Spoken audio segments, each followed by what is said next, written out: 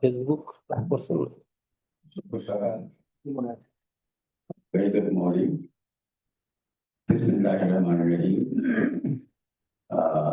আমাদের আরো অনেক গেস্ট আছেন, ওনারা পথে আছেন, আসছেন, আস্তে আস্তে করে দেখি আমাদের টাইম থাকে, but within the next 10-15 minutes the room fills up. তো আশা করছি আরো আসবেন। তবে আজকে আমাদের ফরম্যাটটা একটু অন্যরকম করেছে। This is supposed to be a fireside conversation, and Where is the fire? there is no fire, but the fire will come from the dialogue, from the conversation, from the exchange, and I hope exchange is provocative enough to, heat up this place. Okay, if you have no air conditioned luggage, but when we are talking about development strategy, what should be Bangladesh's development strategy? All right, we have crossed 50 years. We have seen the previous BNP government in 1991, the Sarkar, Bangladesh economic direction to change. We had a crisis. We had an economic crisis in 1990. Growth was down to zero. Foreign exchange reserves were down to, I think, a couple of weeks import cover. And then, exchange rate was also hitting the roof. We had a new democratic government with full mandate, but not only mandate. I mean, they had a vision. They had a realization Bangladesh there were two lost decades. As far as orthonotic progress, among also poverty was just as bad. So 60%, 1993, poverty rate was 60%. So the new government felt that they had to do something. So they changed the direction of the economy. Inward looking, import substituting, control. Well, thank you for coming. So a control economy, market orientation, liberalized open rate economy, or exchange rate flexibility, even current account convertibility, limited convertibility, privatization, so huge array of reforms, including banking sector, financial sector reform. So আমরা মনে করেছিলাম after 30 বছর হয়ে গেল সেই যে reform গুলো হয়েছিল এবং ইকোনমিক ডিরেকশনটা রাডিক্যাল চেঞ্জ হয়েছিল, ওইটার কিন্তু benefit Bangladesh economy, Bangladesh society পেয়েছে in the last 20-30 years. যদিও ওই রিফর্ম গুলো অনেক ব্যাকট্র্যাকিং হয়েছে, ওই রিফর্ম গুলোর ডিপেনিং আমরা মনে করি যে হয় নাই। সো আশা করেছিলাম যে এখনো সময় আছে। We've seen some small measures, যেগুলো আরো কিছু হয়তো সময় লাগবে to deepen some of these changes, but we are expecting, we really didn't have much. সংস্কার জিনিস আমরা বলে আসছিলাম যে বাংলাদেশ অর্থনীতি যথেষ্ট সংস্কার দরকার আছে, ডিপ রিফর্মস দরকার আছে, সেটা কিন্তু এখনো পাইনি। আশা করছি যে আগামীতে এটা। সো আজকে আমরা যাকে নিয়ে আসছি, যাকে আমরা আজকে designated speaker করেছি, ডক্টর Anisuzzaman Chowdhury, উনি professor Emeritus of Western Sydney University, উনি অবশ্য on invitation of our former chief advisor Dr. Professor Yunus, উনি এখানে আমাদের দেশে আসলেন এবং he was a special assistant to the chief advisor on the Ministry of Finance. Specifically, he was responsible for changes in the Ministry of Finance, but more importantly, he was given the responsibility of working on the LDC graduation, that specific responsibility ছিল। ওনার অনেক title আছে, আমি এগুলো এতগুলো পড়া মুশকিল, but the reason why he is invited here for this particular conversation is he has some views on development strategies. উনি UN সিস্টেমে কাজ করেছেন, UN ESCAP এ কাজ করেছেন as the director of macroeconomic division, এবং উনি he has a very decent idea of what was the development strategy of East Asian economies. আমরা তো পড়েছি যে ওই East Asian tigers এর কথা শুনেছি, south Korea, Taiwan, Hong Kong, Singapore, ওদের কথা শুনেছি। But he has a more specific ideas of what really drove East Asian economies, like including Philippines, Indonesia, Malaysia, Thailand, etc. So another development strategy, is that something that Bangladesh should follow? Bangladesh has its own strategies. এবং আরেকটা বিষয় উনি যেটা বলতে যাচ্ছেন সেটা হচ্ছে যে policy independence. বাংলাদেশের যে strategy হচ্ছে, we relied on foreign aid, multilateral assistance আমরা প্রথম থেকে দিয়েছি। তো ওনার কথা হচ্ছে যে এই multilateral aid নেওয়ার একটা সমস্যা হচ্ছে যে policy independence থাকে, you subscribe or you're sort of ওনার কথা is subjugated to these international institutions. এটা আমি believe we had 1970s 86% of GDP আমাদের foreign aid ছিল. We were entirely dependent on food aid, for instance. আমাদের তখন 10 million tons of food ছিল, so we had to really rely on food aid from outside. এখন right now we are under 2% of GDP foreign aid. এবং আমরা as an LDC, উনার আরেকটা বক্তব্য আছে যে আমরা LDC কেন আমরা, why did we become a member of the LDC group in 1975? Korea, South Korea, Vietnam, they were in the same situation, but they didn't become an LDC.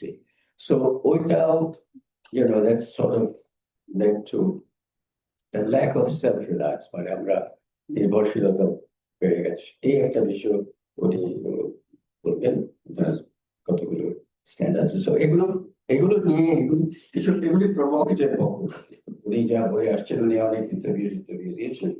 So এটা আমাদের এখানে আমরা কিছু এক্সপার্টস, মানে ওনারাও they know a thing or two about development strategies, এই জন্য ওনারা এখানে ওনাদেরকে আমরা করেছি।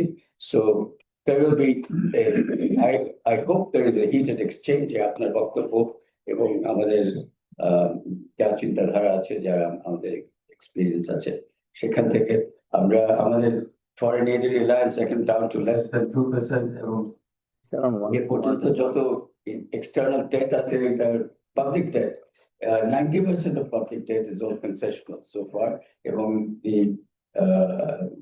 interest rate, average interest rate 2021 na 22 তে একটা হিসাব হয়েছিল, average interest rate was only 1.3%, এবং repayment period was average was 23%. So these numbers look very good in terms of external dependence on aid. Also, ওদের আবার counter কথা আছে অনেকে যে aid dependence anyway, so I am not going to belabor this point, and I'm looking forward, and my colleagues here and guests are looking forward to a real exchange of ideas about development strategies. Bangladesh কোন development strategy নিতে পারবে নেওয়া উচিত at this juncture of the Bangladesh economy, in the context of the global changes, evolving geopolitics and geoeconomics. এই অবস্থায় আমরা কি করতে পারি, কি করা উচিত এটা। So I will now extend my invitation to Dr. Anisuzzaman Chowdhury to start off the conversation. Assalamu alaikum. Thank you, Raji Bhai, for giving me this opportunity. Few things and all the other distinguished people around. Few things I need to clarify here. First of all, I really did not expect it would be this kind of high-profile conversation, which is good. I mean, I'm not worried about that, all the televisions and things like that. Anyway, so, but a lot of time I face the question, why did they come? Did Professor Inus know me before? Was there any relationship between him and I? So I tried to explain those in various forums, and here also I got an opportunity. Let me start with that one. I simply did not know, or he did not know me before I came here. So it was complete. Although he's from Chittagong, I am also from Chittagong. He grew up in the same area where I grew up. He grew up with my eldest brother, but there was no opportunity for us to know each other for various reasons. So I was a complete unknown quantity to him. And he was also, I mean, except that he promoted microfinance. And I'm to be on record, I'm one of the few critiques of the microfinance concept. Okay, the claims of poverty to be sent to museum in 30 years' time. So the only one paper I read, I wrote on that, a critique of, and this is one of the highly cited papers. Okay. So there was no, in Indonesian language, they call kakayan, the collaboration and collusion between him and I. So be clear. So he invited me purely on professional basis, looking at my work, and he invited me, and it was a surprise to me also that I got a call. And I don't claim to know more of the Bangladesh economy than you people, because you are here and you know much better than. And I used to write for occasionally in various newspapers. And one day, Nurul Kabir of New Age told me, Anisbhai, please don't write anything on Bangladesh. Leave it to us. You don't know much about Bangladesh. I said, yes. So I followed his advice. And, you know, in my career, most of my publications are not based on models and econometrics. So not that I don't know them, but I deliberately avoided them. And this is an incident. Mansoor is here. Mansoor doesn't know this today. The first time I'm saying this. When I was a student of second or third year, I don't remember, we used to come to BADS for seminars. Basically, not to learn anything, just to give an impression that I'm a good student. So in those days, you know, those are important signal because the teachers used to look at who is good. Marking used to be influenced by that. There's a fact. And Mansoor presented, I think it was Mansoor, if I remember, we presented a paper on very econometric paper on farm size efficiency. Most probably it's you, I may be wrong. So Professor Anisuzzaman wrote a very theoretical paper on farm size and efficiency. And as far as I said, my memory says it was Mansoor Bhai who presented an econometric implementation of that paper. Brian Redaway from Cambridge was a visiting. Sorry, you remember that? You were there. I know. I may not be there, but I know Professor Redaway. Yeah. So Redaway was in there, and for us, that was beyond our understanding of what was going on. And most of the time, we were sleeping at the back during the presentation. He gets up and he says, if two variables scatter plot does not tell you a plausible story, no complicated modeling is needed. That actually stuck in my mind. I was always afraid of maths and stats, so I said, oh, this is easy path for me. Then when I went for graduate school and I found a similar approach, one of my professors who taught us monetary economics and macro, Professor Clarence Barber, he used to go to the library. In those days, no computer program. On graph paper, he used to plot historical data. And that is how he used to teach. He used to distribute to us, and then say, tell this story. So the storytelling has become my profession from then on. So what I'm trying to say here is just with all respect, some corrections needed. Actually, the direction of the Bangladesh economy changed from President Zia's time, not from 91. So that's the first point. Today, garment is our mainstay. It was introduced by him. Privatization started with him. At that time, the industry minister was Shafiul Azam, very renowned CSP officers of Pakistan time. So the privatization started actually from there. And so we had these garments, the technical assistance he organized between Deo garments and Dash garments, and that is the start. It's okay. It was 17 or 79. The remittance also it was his time, and he actually had a separate ministry, manpower ministry, established and youth ministry. So youth and all the agriculture. These are the three legs of this economy. And agriculture also started changing from his time. All this digging of cows and all these things. Integrated agriculture. হাঁস মুরগি 400 নিচে Thailand থেকে উনি দেখে এসে এগুলি করেছেন। So that was the thing. Vision he had. Assad continued with that, introduced few good things. LGRT is one of the achievements. Just rural infrastructure during his time. So I have to admit that, and the decentralization. What 91 did?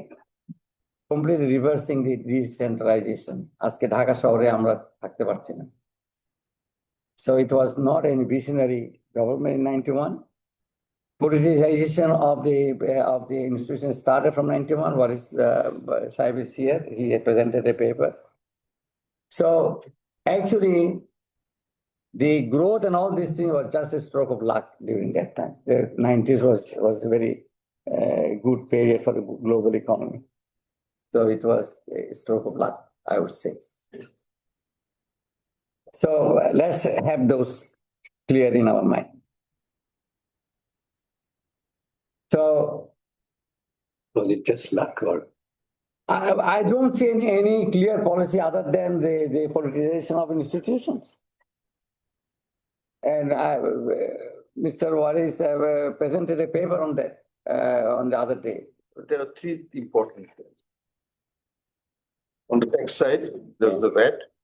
On the banking side, there was the first bank sector reform. On the trade policy side, there was the first round of massive cuts in trade. Fine. I said I know much less. Sectorless, those three things. Trade liberalization In the 90s. and WTO comes in 95. So Give the day with the due. yeah. So yeah. Okay. Fine. I mean, I have no problem with that. Yes, I'm quite happy to learn. But the other thing that I would like to say, the aid dependence that Rajibhai presented as a numerical time, I was not talking about aid dependence in numerical sense. Between early 50s to 1978, 79, South Korea received as much aid as US aid as the whole of Africa. It's a huge amount of aid they received from South Korea, US. Its economy was fully dependent on US market and US aid. South Korea would not have survived without US. But when it came to policy, if you look at the South Korea's policy during the high growth rate, their inflation rate was on an average 13%. And as you know, IMF, World Bank, all the institutions, US policy, they emphasize on lower inflation targeting. They didn't listen. They said, no, we are not going to compromise on that. We have to give priority to growth and employment, and this is going to what we are going to do. This is what I talk about policy independence. Being dependent almost 100% for their survival on the US, but when it came to the policy decision, they said, we decide how we're going to do it. Okay, so one example. I'm just giving, these are all documented examples. If you read the biography of their finance minister during that time, it's all documented there. Just based on his autobiography, I'm saying these things. I don't remember the title, but I can give you, supply you that. Second example, in 1966, by early 1960s, Korea was still the poorest country in the world, not one of the poor countries, poorest country in the world. Poorest. I talked to my colleagues in the UN, Korean colleagues my age. What does it mean to be poorest? Reading is one thing, experiencing, they said we survived on grasses and a lot of other activities survived. If we heard in the class, in the school, primary school or high school, that somebody for the tiffin time, lunch time, brought rice, would think that he's well-off family. And we used to line up to see how rice looked like. They even forgot how rice looked like. They used to queue up. This is the story they told me. I can't prove or disprove. I'm just taking their words. So that was the condition. At that time, Korea in 1966, the president decided to connect their port city Busan to their capital city, which is south, 416 kilometers road with 4-lane expressway. They didn't have money. They didn't have cars on the road at that time. The only thing they used to produce during that time, which they used to export, was wheat or chula. Not garments or food. That was Korea. South Korea. South Koreans used to come to Pakistan to learn development. You can bet this. They used to come to Pakistan. Pakistan was the star performer. Only few countries which achieved the UN first development goal of 5% GDP growth ahead of time in 1968, before the decade ended. We celebrated decade of development. Sadiq bhai, do you remember that? Yes. Vietnam. Huh? We remember. We remember that. Many of Vietnam people. let me finish with South Korea. And so the first point of call is World Bank to fund. And World Bank, Eugene Black, was a racist guy. He laughed off, ridiculed Koreans. And if World Bank doesn't give loan, nobody else give them loan. But they decided, no, we'll go ahead. We have some money, reparation money we received from Japan for Second World War atrocities. That money was sitting in the US banks. They called that bank money back. Asked the Army Engineering Corps to take up this project. And Army accepted that challenge. 1968, they began the project. By 1970, they completed 4-lane expressway, 416 kilometers. They did it. They did not wait for the World Bank, and against all the advice and refusal to lend, they went ahead. And this is called policy independence. And that critical decision, stroke of luck, coincidence of luck, happened. By then they learned how to do the big projects. Learning by doing. Middle East started coming up with the oil price. Achha. It will be mixed because of our fluency of Bengali is not that much, neither is English, so I'm also English. Yeah. তো যেটা হয়েছে সেটা হচ্ছে ওই সময়ে what was the thing? Okay. I lost my thought. So কোরিয়ার রাস্তা রাস্তা তো এই যে তারা রাস্তাটা করলো লাকের কোইন্সিডেন্স তো তখন তারা মিডল ইস্টে যখন প্রজেক্ট শুরু হলো they could offer to do this in one third price like what Chinese are now doing.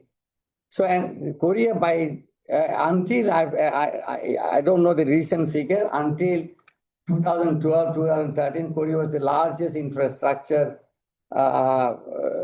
investor in the world. This is the lot. So then তখন তারা দেখলো যে এটা তাদের এইটা ওরা succeeded. Then in the early 70s they decided to go into heavy industry, shipbuilding and chemical, two major. Again, as you know, World Bank, IMF, all the standard institutions, they are against industry policy. সবাই বললো যে এটা তোমরা কি করছো পাকামি করে তোমরা week থেকে এক লাফে তোমরা কিছু গার্মেন্টস এর মধ্যে গিয়েছে এক লাফে তোমরা হেভি ইন্ডাস্ট্রিতে যাবা এটা তো সম্ভব না হ্যান্ড টান না টেন না ওরা বলছে no we are going few examples I'm just giving and they succeeded. তাই না আমাদের ইকুইভ্যালেন্ট হচ্ছে pharmaceutical industry the amount of pressure that start faced even a phone call from Rahulullah সাহেবের বই আছে ওখানে আছে documented from President Bush যে তোমার will punish you if you go ahead. He withstand and look at what the pharmaceutical industry is now. Just one example, equivalent example. So it's not a numerical figure of the of aid that you receive. Is that kind of when you take decision, you may be wrong. You learn because there is no examples of reform. Reform is always, আমাদের একটা যারা economics পড়ে তারা জানেন welfare economics very favorite theory of mine every year. Theory of second best. First best you all know. There should be no distortion. But when you have distortions, which distortion you remove first? We don't know. অনেকে বলে যে আপনার লো hanging fruits আগে নিলেন না কেন that low hanging fruits আমি নিতে যাই হোল গাছটা হয়তো ভেঙে পড়বে because that is balancing the whole tree so আমরা দেখেছি সোভিয়েত ইউনিয়ন ভেঙে গেছে China slowly learning by doing আস্তে আস্তে filling the stone when they're crossing this river and you cannot actually emulate exactly the same steps for the another country. These are all different experience. So এগুলি policy making যেটা আমি বলতে চাচ্ছি আমি আর ভিয়েতনামের আমি একটা এক্সাম্পল দুটো এক্সাম্পল দেব অ্যাজ ইউ নো ভিয়েতনাম তাদের 25 বছরের যুদ্ধে তারা they got help from Soviet Union and China. But they have not chosen any of their way of socialism. They had their independent way of third way of socialism.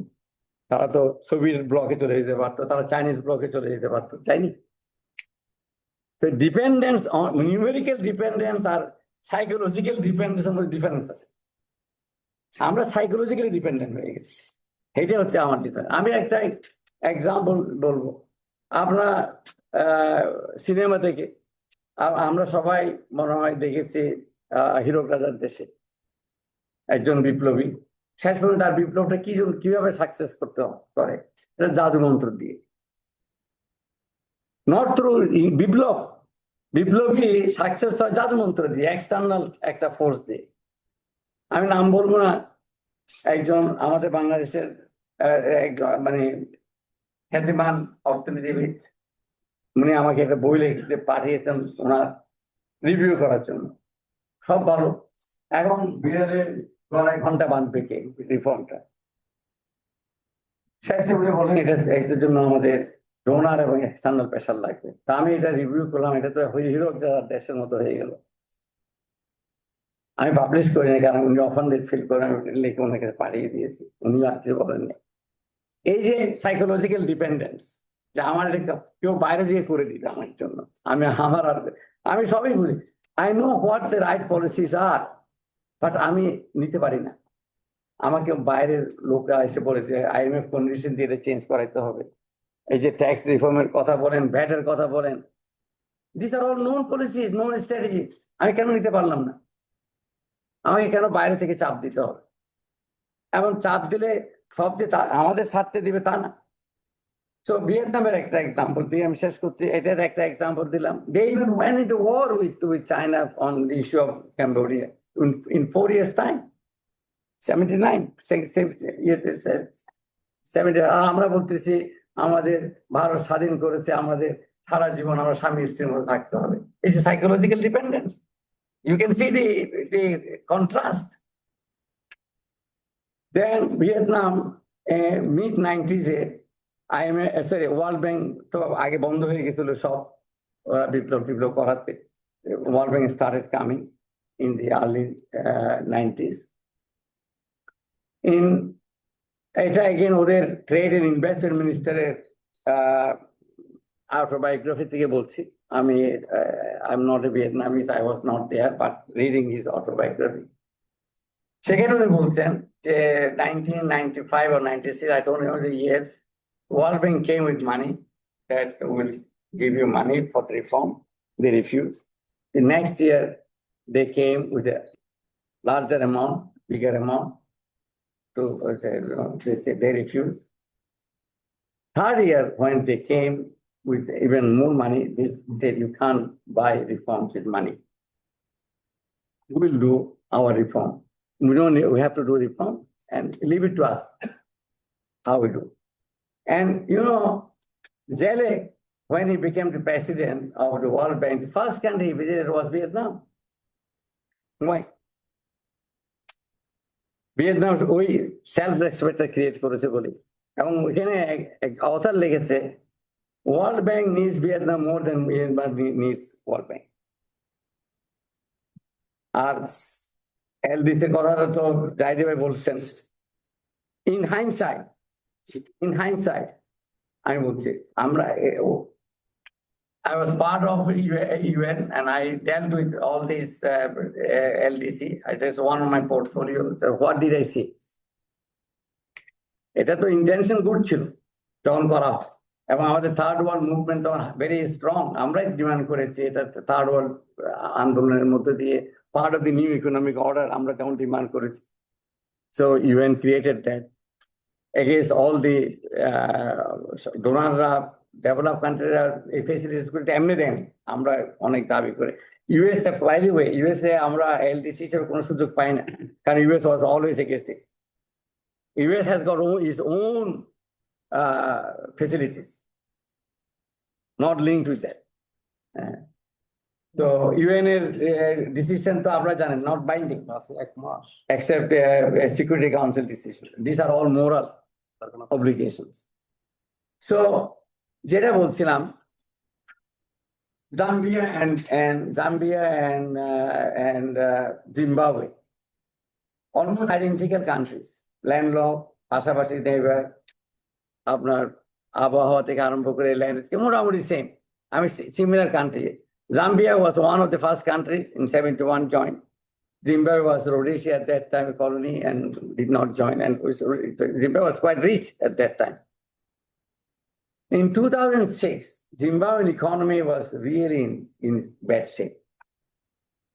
Really bad shape. আপনারা জানেন reform করতে গিয়ে ওরা মিসম্যানেজ কি করেছে না করে, আমি ডিটেল যাচ্ছি। তখন UN offered Zimbabwe to become LDC so that they get some additional. Robert Mugabe came to General Assembly. In his speeches, he said, we don't want this garland of humiliation around us. Refused. Now, at this point, Zambia is still in LDC, and Zimbabwe's GDP is about, per capita GDP is about twice of Zambia. 10%. আমি আরো অনেক example দিতে পারলাম।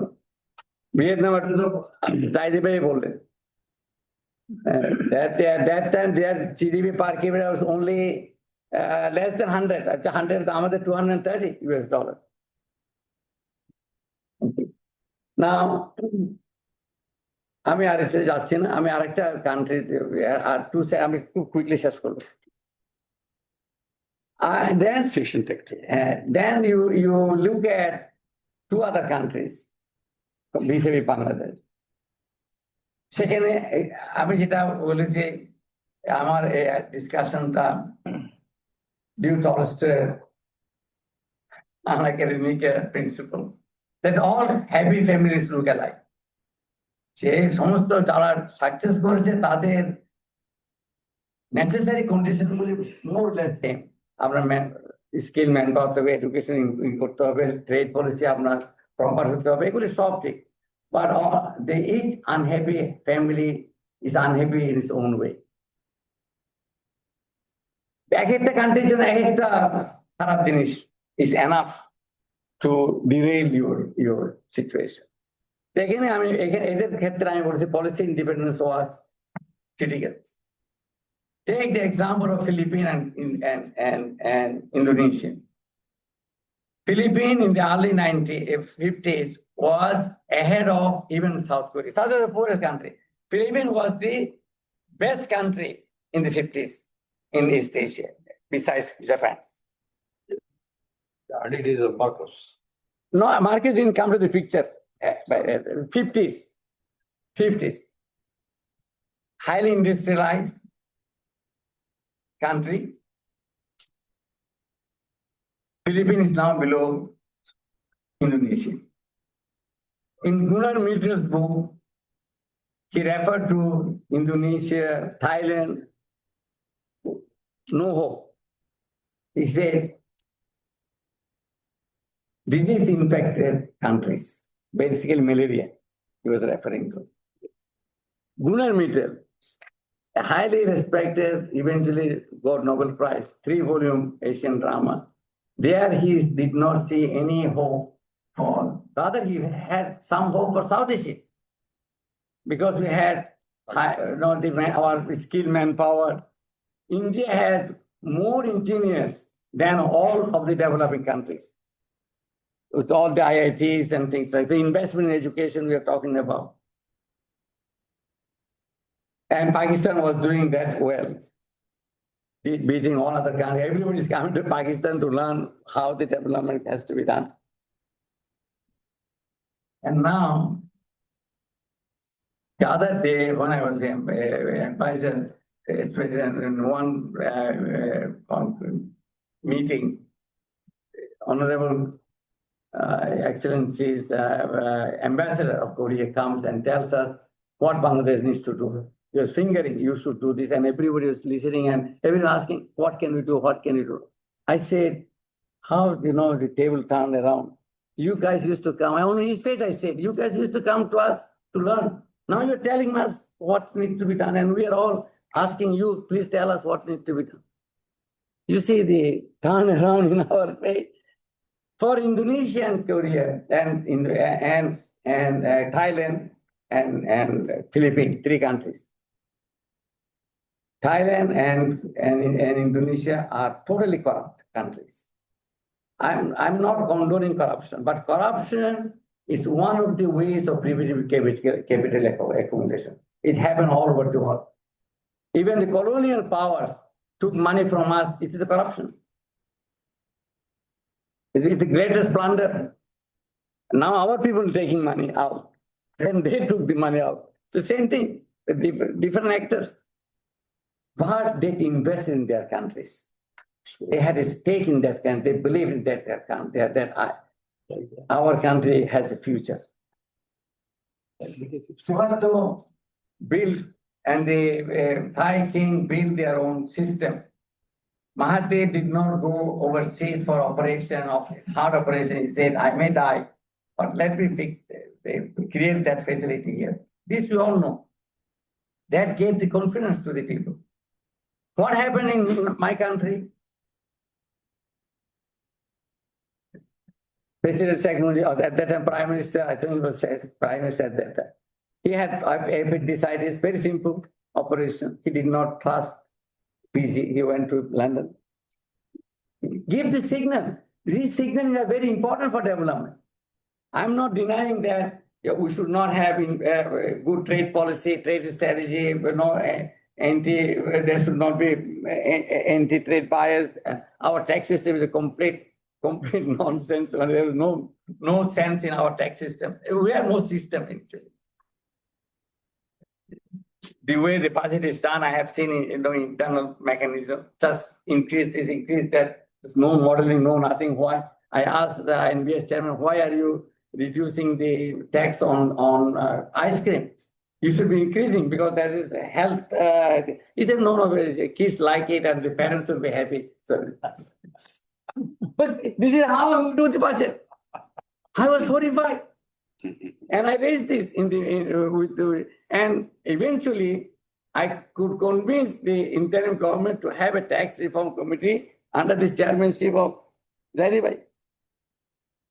It took at least 8 months for me to argue on this one. That we need this non-functional tax system. And we are all concentrating on the bifurcation, which is institutional. But at the policy level, it was just no system. Anyway, so that's the stake. And in the Philippines, after Marcos came, something triggered in the country. The Filipino people really thought we don't have a future in this country. And they started taking money to US. So when your capital goes up, here also this happened and still happening. No matter what policy you do, if you cannot and incentivize this our business class or capital class, whatever you want to call them. And how do you create that? Now I come to that. Social capital is very important. Trust. We lost trust among the citizens. We don't trust each other. And there is no trust between the citizen and the government. Why you don't have the trust? People who have done research on it, following Robert Putnam, the trust, to build the trust, you need civil societies. That's where the trust happens.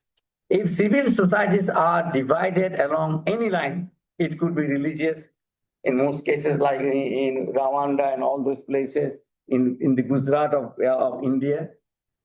Most of the riot happen and it still happens in India is in Gujarat and in few particular areas. Their civil society organizations are divided along ethnic lines. When that happens, then there is no trust. Because what happened, I give an example. Say there is a real or rumor that a Hindu boy did something wrong to a Muslim girl. That news is spread. Conversation. It last. It is a way forward. সেখানে আপনি যখন বলবেন যে এটাকে তো এটা সত্য কি মিথ্যা যাচাই করতে হবে। এখন মুসলিম সোসাইটিতে যারা আছে, লয়ার সোসাইটি বলেন, শিক্ষক সমিতি বলেন, সব মুসলিম আর হিন্দুদের ভাগ হয়ে গেল। There is no cross checking. সবাই একজন আরেকজনকে বিশ্বাস করতেছে, আমরাই তো এটা এগুলো। যদি এটা মিক্স সোসাইটি হতো তাহলে ওখানে যারা হিন্দু মেম্বার, বন্ধু বান্ধব আছে, ওরা রাখো আমি একটু দেখে আসি কি হয়েছে, এটা ঘটনা সত্য কি মিথ্যা। যদি সত্য হয় সে ফিরে এসে বলে হ্যাঁ এটা সত্য ঘটনা, আমরা ওকে একটা শাস্তি দিয়ে আসছি, ওকে চুল টেরা করে দিয়েছি, অর্ধেক মাথার কানে করে উঠা বসা করেছি, মুখে কালেকশন দিয়েছি, খত দিয়েছি, মাপ চাইছে, সে ম্যাটার এন্ডেড। আর রিমোট আমার এখানে হচ্ছে না এটা, আমি কি করছি? আমার লয়ার লাইব্রেরি এখানে মারামারি করে, আমার শিক্ষকরা ছাত্র দিয়ে আরেক গ্রুপের শিক্ষককে পিটায়। This is how we are giving give them the lessons. আমার এই যে এখানে civil society even worse than in Uganda, এইটাই লাস্ট। এই যে আপনার সিভিল সোসাইটি যদি আপনি ফিক্স করতে না পারেন, এটা যদি এথনিক সরি আমাদের এখানে পলিটিক্যাল লাইনে 3-4 ভাগে হয়ে গেছে, এটা ফিক্স করতে না পারলে you will not be able to create trust and there will be no interest in investing in this country, because আপনি তো লং টার্ম ইনভেস্ট করবেন, আপনি এখানে থাকবেন। So this is the crux of the problem. Thank you. Thank you. অনেক অনেক মানে Provocative. অনেক কিছু বলেছেন যেখানে এখন আলোচনার কনভারসেশন বলতে আমি কিন্তু আপনার যে বক্তব্যের মাঝে যে মেসেজটা পাচ্ছি বিভিন্ন দেশের যে আপনি উন্নয়ন স্ট্র্যাটেজি কৌশলগুলোর কথা বলছিস, আমি যেটা পাচ্ছি সেটা হচ্ছে যে ওনারা there's something called dependence versus independence of policy. মানে আপনি কতগুলো এক্সাম্পল দিচ্ছেন যারা they did not rely on World Bank advice or IMF বা কারো তারা নিজস্ব চিন্তাধারা নিজস্ব নীতি তারা ফলো করেছে, and that is why they succeeded. আপনার মেসেজে আমি ওই একটা জিনিস পাচ্ছি, but that is something to be seen. আমি এই যে আন্তর্জাতিক ক্ষেত্রে একটাকে ডিপেন্ডেন্স বলা যায়, একটাকে বলে রিলায়েন্স। এই যে ধরুন বাণিজ্যে ইন্টারডিপেন্ডেন্স তো থাকে। It doesn't mean that there is dependence. Interdependence is one thing and dependence is quite another. But reliance, এইটার ব্যাপারে মানে you take the private sector যখন ইনভেস্ট করতে চায়, যখন ওদের এক্সপ্যান্ড করতে চায়, they go to the banking system or to the capital market to borrow in order to invest. So invest করার জন্য তো borrow করতে হয়। এবং বাংলাদেশ বা অন্যান্য যে উন্নয়নশীল যেসব দেশ আছে তাদের তো আন্তর্জাতিক যেসব ইনস্টিটিউশন গুলো আছে, মাল্টিল্যাটারাল ইনস্টিটিউশন, তাদের কাছে যায়। বাংলাদেশ বড় করেছে এবং বাংলাদেশ রিপে করেছে। এই পর্যন্ত বাংলাদেশের রেকর্ড ইজ ভেরি গুড। সেটা এক্সাম্পল দিলাম যে আমরা 6% অফ জিডিপি আমরা বড় করতাম 1970s, এখন মাত্র 2% বা তার চেয়েও কম।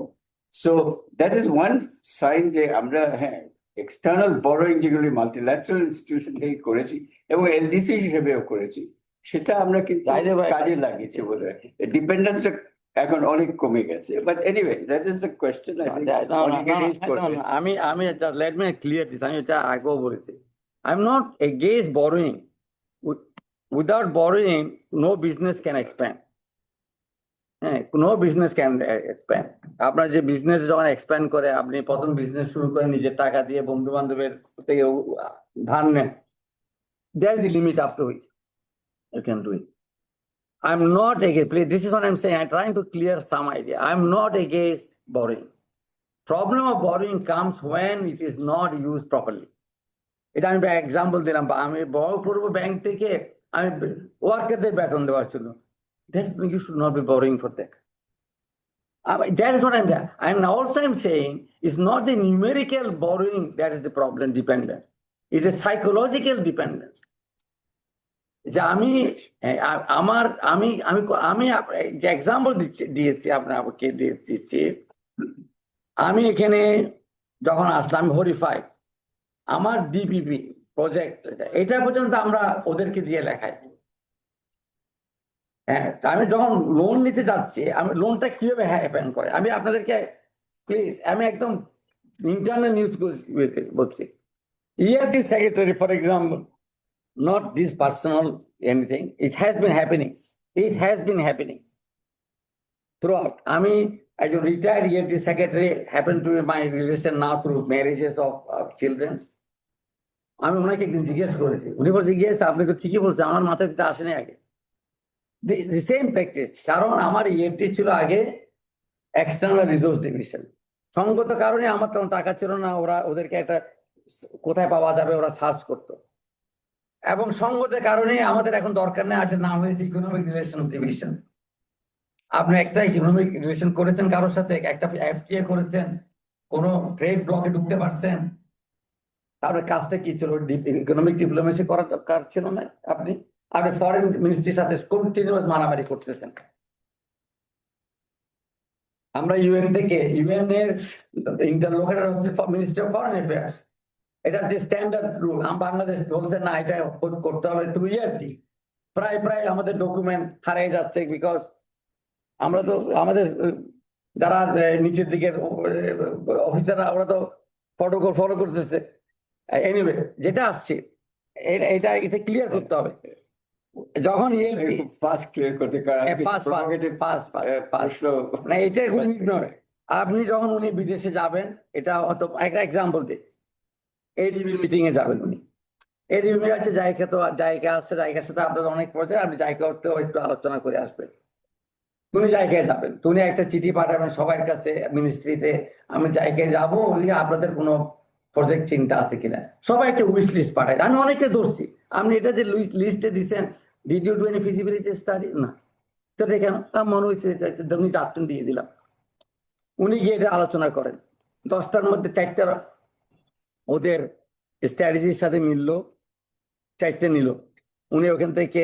কনক্লুশন পাঠাবেন যে কোন তোমারটা অ্যাকসেপ্ট হচ্ছে আর গুলিকে ওরা নেক্সট টাইম ট্রাই করবো দেন জাইকের অফিসার এখানে ওই মিনিস্ট্রিগুলিতে যায় আপনারা নাকি এরকম একটা বলছেন হ্যাঁ বলছি তো ঠিক আছে আমরাও এটা ইয়ে করে দিব আপনাকে ফিজিবিলিটি স্টাডি করে দিব করে দেন আমরা এবার একটু তারপরে একটু কিছু আপনার টেন্ডার ওরা করে লিখে দেয় আমি তো বললাম আপনার টেন্ডার কি করবেন আমাদের তো ক্যাপাসিটি নেই তাহলে আমি এত পঞ্চায়েত কি করছেন আপনি আর ইউ সারপ্রাইজ দ্যাট এই যেগুলি যে প্রজেক্ট আপনার এই যে গাজীপুর টু এয়ারপোর্ট রোড এটা একটা ব্যবস্থা this is how you are creating that আপনি পেমেন্ট করতে পারতেছেন that's not a issue issue আমার এটা টোটাল ওয়েস্ট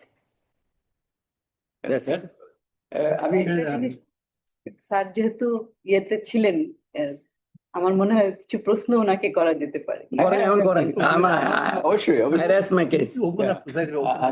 আমি ওপেন আপ করছি দ্য ফ্লোর আমার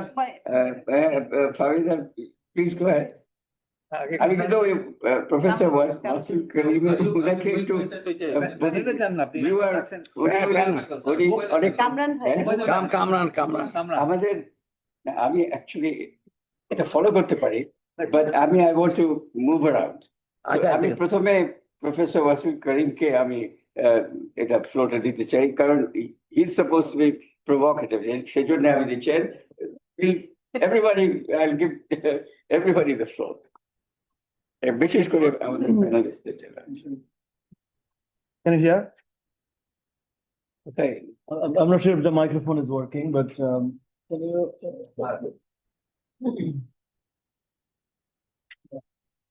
Good morning, everyone. Almost afternoon, I think. Not yet. Thank you, sir. Dr. Chowdhury's presentation was very interesting. Has some historical antecedents and lessons for Bangladesh. He has a very first-hand experience, very recent. He was, all of us know, but in his role as the advisor.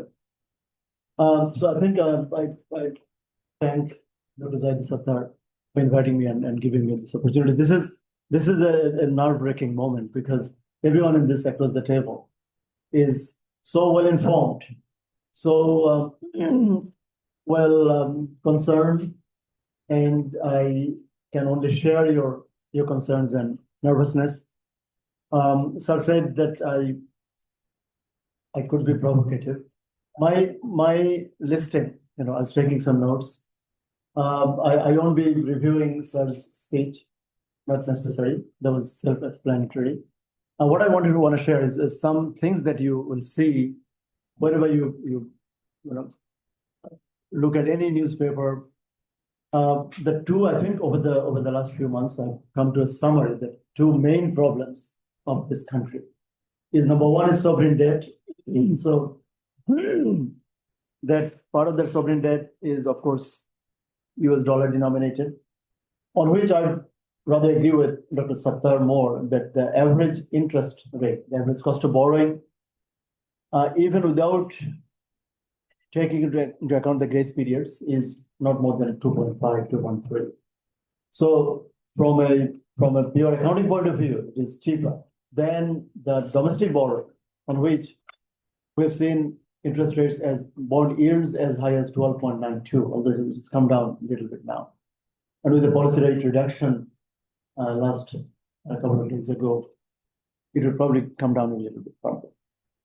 But the domestic borrowing is, in terms of the weight, the domestic borrowing accounts for about 55% of total government debt of 22.06 trillion as per the finance minister's presentation in the parliament. But I think that was up to December.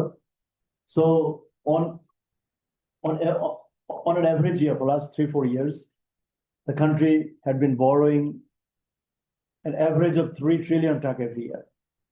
Some years more than 3, and this year I suspect it's going to be more than 4, because I actually pray that our ADP is not fully implemented. And one of the successes of which goes unnoticed of the interim government is that, have you noticed that although the trend of borrowing was about 3 trillion taka every year, last fiscal 26, the government's borrowing increased by only about 60,000 crore.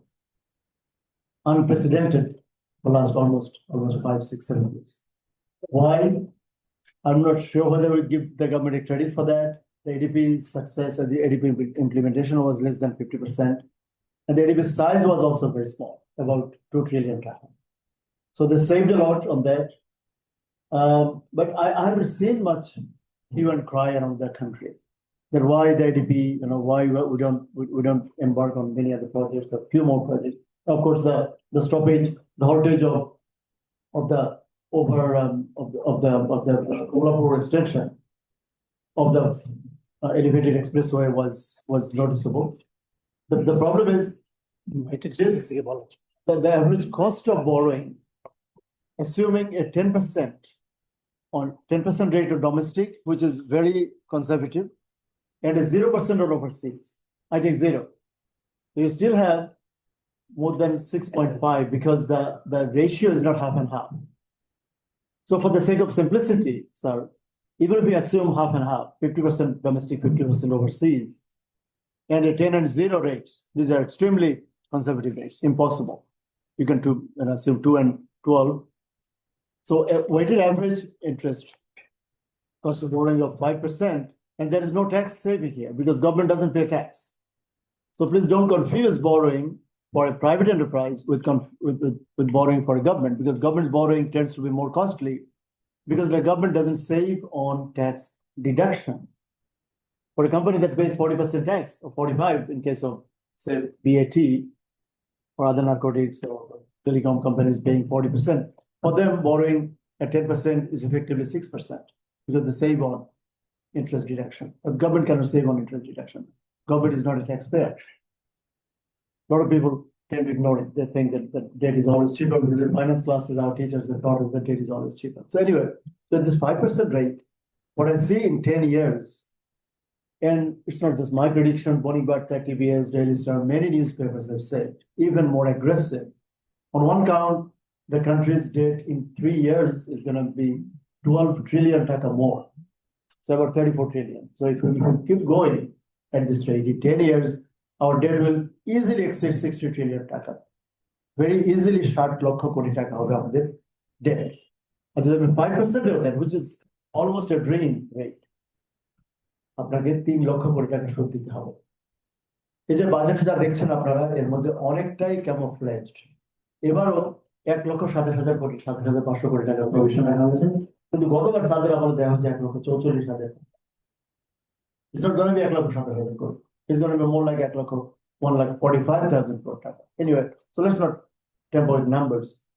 Issue is more a matter of principle, pathway, development trajectory, strategy building এর কথা বলা হচ্ছে। আমি মনে করি যে বাংলাদেশ এই কয়েক বছর পর যখন 3 লাখ কোটি টাকা শুধু এলএনজি আমদানি করতে হবে, যখন 3 লাখ কোটি টাকা আপনাকে শুধু ইন্টারেস্ট পে করতে হবে। হ্যাঁ স্যার, আমরা দিচ্ছি এই জন্য যে আগে তো কদিন আগেও মাত্র 22-23 হাজার কোটি টাকা ছিল, এখন সেটা 22 লাখ কোটি টাকা। সো আপনার মনে আছে কিনা 2006 যখন বেগম খালেদা জিয়ার সর্বশেষ সরকারের সময় বাজেট সাইজ ওয়াজ only 65,000 crore. Suddenly last 17 years সবকিছু ballooned up. Not যে এমপ্লয়মেন্ট বেড়েছে গভর্নমেন্ট সেক্টর খুব বেশি, আগেও 12 লাখ ছিল, এখন 18 লাখ, কিন্তু অনেকগুলো এক্সপেন্ডিচার লাইক গাড়ির loan, housing, everything lavish for last. So এটা একটা কনসার্ন, ডেট। সেকেন্ড কনসার্ন আমার NPL, banking sector. Banking sector আমি বলি যে it's a tale of two cities. একটা এক্সট্রিমলি ভালো ব্যাংক আছে, কিন্তু আপনারা দেখেছেন ফর দ্য ফার্স্ট টাইম দুদিন আগে, এবং এটা কিন্তু politicians policy maker should take note of this, for the first time in history probably Islami ব্যাংকের লোকসানের পরিমাণ 1300 কোটি টাকা, 1328 কোটি টাকা।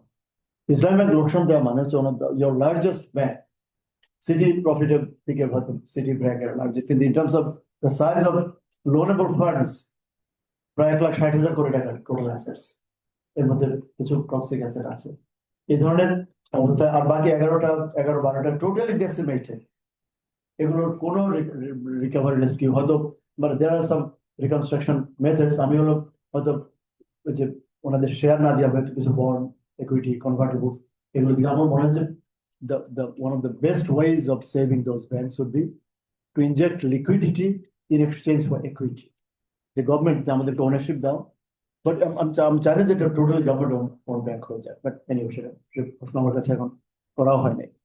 বাট শুধু ক্যাশ লিকুইডিটি দিয়ে মানে ওরা ডিপোজিটরদের পে করে দিচ্ছে, দেন আপনাকে আবার পে করার জন্য ইন্টারেস্ট, কারণ আপনি যে লোন দেন দেন আবার ইন্টারেস্ট এক্রু করছে। একুইটির একটা বড় সুবিধা ছিল যে 10-12 বছর আপনি ওয়েট করতে পারতেন, গ্রেসও লাগতো না, because you are part of the ownership. আপনি পরে যখন কোম্পানি ভালো করবে সেভাবে যদি কয়েক হাজার, আই থিঙ্ক টোটালি 5-6টা ব্যাংক বাঁচাতে হয়তো আমার কাছে মোর রেকর্ডেড ডেটা থাকবে, এটা 2-4 হাজার কোটি টাকার ব্যাপার না, এখানে মানে মিনিমাম হয়তো 1 লাখ কোটি টাকা প্রয়োজন হতে পারে। দিয়ে যদি আপনি 10 বছরের জন্য ওই ডিপোজিটরদের আস্থা ফেরত রাখতে পারেন, that same money will come back, because আমরা জানি loan creates deposits and deposits creates money. So loan যে একেবারে টোটালি ডাউন দ্য ড্রেন যায় তাও না।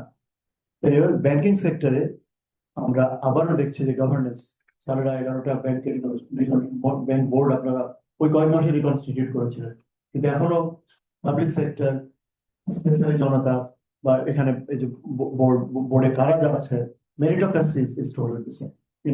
থার্ড যেটা আমি মনে করি ওই দুটো প্রবলেম থেকে ডিরাইভ প্রবলেম আমাদের, যেটা হচ্ছে ম্যাসিভ আনএমপ্লয়েড। আজকে নিউজ পেপার দেখুন, আজকে ইত্তেফাক বলছে যে 27 লক্ষ শুধু শিক্ষিত যুবক, দেখুন কর্মী শূন্যতা চাপ বাড়ছে সরকারি সেবায়, 5 লাখের বেশি পদ শূন্য, বেকারত্বে ঢুকছেন 27 লাখের বেশি কর্মক্ষেত্র। আমি মনে করি actual number is way more much bigger. আমরা দেখেছি যে ক্লাস 1 থেকে 5 এর স্যার টোটাল এনরোলমেন্ট হচ্ছে 1,62,000 মানে 1,62,00,000 বাচ্চা। তার মানে প্রতি বছর স্কুল এনরোলমেন্ট আমাদের তো 100% এনরোলমেন্ট আমরা আমাদের দেশে নেই, 1-2% হলো জিরো। এই ড্রপআউট আমাদের এই ডিপেন্ডেন্স এইসব বিষয়ে পলিসি ডিপেন্ডেন্স আমি আমার স্লাইড ডিফারেন্স আছে। আমার মনে হয় বাংলাদেশ মানে এখন 70s এর মতো আগে যে শুনতাম মানে কন্ডিশনালিটিস, এখনো 2-1টা জায়গায়, যেমন ইন্ডিয়ার একটা নিউজ দেখেছে, ইন্ডিয়ার শুধু কনসালটেন্টদেরকে নাকি দিতে হবে 400 কোটি টাকা। এই ডিপেন্ডেন্সি অ্যাকচুয়ালি স্যার এই ডিপেন্ডেন্সির অপোজ করছেন না, উনি চাচ্ছেন পলিসি ডিপেন্ডেন্সি, মানে পলিসিটা ইন্ডিপেন্ডেন্ট হোক, দ্যাট হোয়াট এভার, কারণ sourcing is okay, JICA, ADB, IDB, world bank, IMF. আমি অনেক সময় মনে করি যে আগে বলেছে যে চিপার সোর্স আমি নেবো না, কারণ এখানে 12% আমার কষ্ট বড়ই, যদি কমার্শিয়াল লোন সাস্টেইনেবল করা হতে পারে। এই লোনটা আমাদের একটা প্রস্তাব ছিল যে লোনটাকে মানে high interest loans to be converted into low interest overseas loans. আর আমাদের তো যদিও ডলার সাডেনলি 123-124 এসছে, কিন্তু আবার গত 2-2.5 বছর কিন্তু এটা ওখানেই মোটামুটি স্টেবল। আমরা কি ডিপেন্ডেন্সের খপ্পরে আছি নাকি? হ্যাঁ, না আমি পলিসি লোন এখনো বিদেশি লোনের ডিপেন্ডেন্সি যদি আপনি 2.5% যদি রাখতে পারেন, দেন আপনি ট্র্যাপে পড়বেন না। আপনাকে মেজর এবারও দেখবেন যে বাজেটে 1,60,000 কোটির মধ্যে অন্তত 13-14 হাজার কোটি টাকা হচ্ছে বিদেশি লোনের সুদ, আর 1,10,000 কোটি টাকা হচ্ছে ডোমেস্টিক লোনটা ইজ এ কিলার। এবং এটা অনেক গভর্নমেন্ট সেক্টর আমাদের বলে যে এটা ভালো, কারণ আমরা অনেক সময় ন্যাশনালাইজ ব্যাংক থেকে লোন নেই, তো আমরা যে ইন্টারেস্ট পে করি এটা আবার তাদের রেভিনিউ, সোনালী জনতা ওদের রেভিনিউ ক্রিয়েট করছে government, zero sum gain.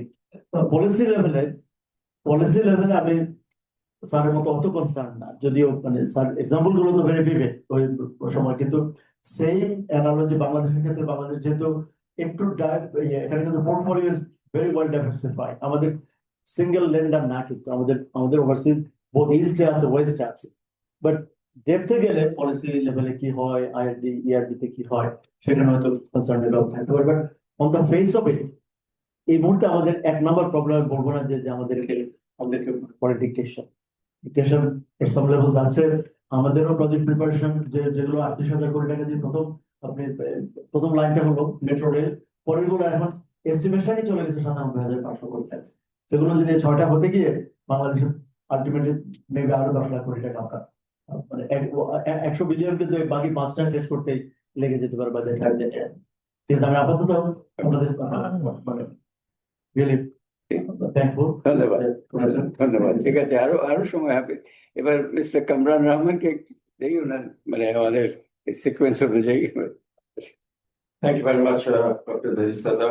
First of all, I would like to thank Dr. Zaid Sattar as well as PRI for organizing this fireside conversation. And it was always a pleasure. It's always a pleasure to listen to Professor Anisuzzaman. I've heard him a number of times during the last couple of years. আজকের ডিসকাশনেও আপনি অনেকগুলো points তুলেছেন starting from 1978-79 যখন নাকি privatisation আরম্ভ হয়েছিল তারপরে ডিসেন্ট্রালাইজেশনের কথাও আপনি বলেছেন around that time or little later. These are very, very interesting points to remember, to relate to where we are today. আপনি South Koreaর কথা বলেছেন where এক সময় they were at the same level of us or তখনকার Pakistan, and look at them today. You also mentioned about them being the poorest country in the world in 1966, and look at them today. Where did they go right and where did we go wrong? This is something that we need to look at. আমরা তো আজকে we are not so aid dependent, we are more loan dependent for the projects that we have. সেই সময় যেসব add আমরা পেয়েছি সেই add যদি আমরা না পেতাম তাহলে কি আমরা আজকে যে পজিশনে এসেছি সেই পজিশনে কি আসতে পারতাম? Probably not. I think I'm talking from the point of view of the private sector, and I think the private sector has benefited enormously by the aid that we received earlier on for the infrastructural development, whatever little infrastructural development that we have been able to achieve. I know there is a lot more to do, but already যা এসেছে এটা না হলে আমাদের বর্তমানে যে RMG sector আছে RMG সেক্টরে এই পজিশনে থাকতো না আমাদের যদি সেই ডেভেলপমেন্ট গুলো না হতো আজকে of course the situation is completely different. From aid we have gone into debt, and debt at sometimes at a much higher rate of interest, and Dr. Vasu has clearly pointed out how difficult it is going to be going forward in repaying these debts. As far as policy independence is concerned,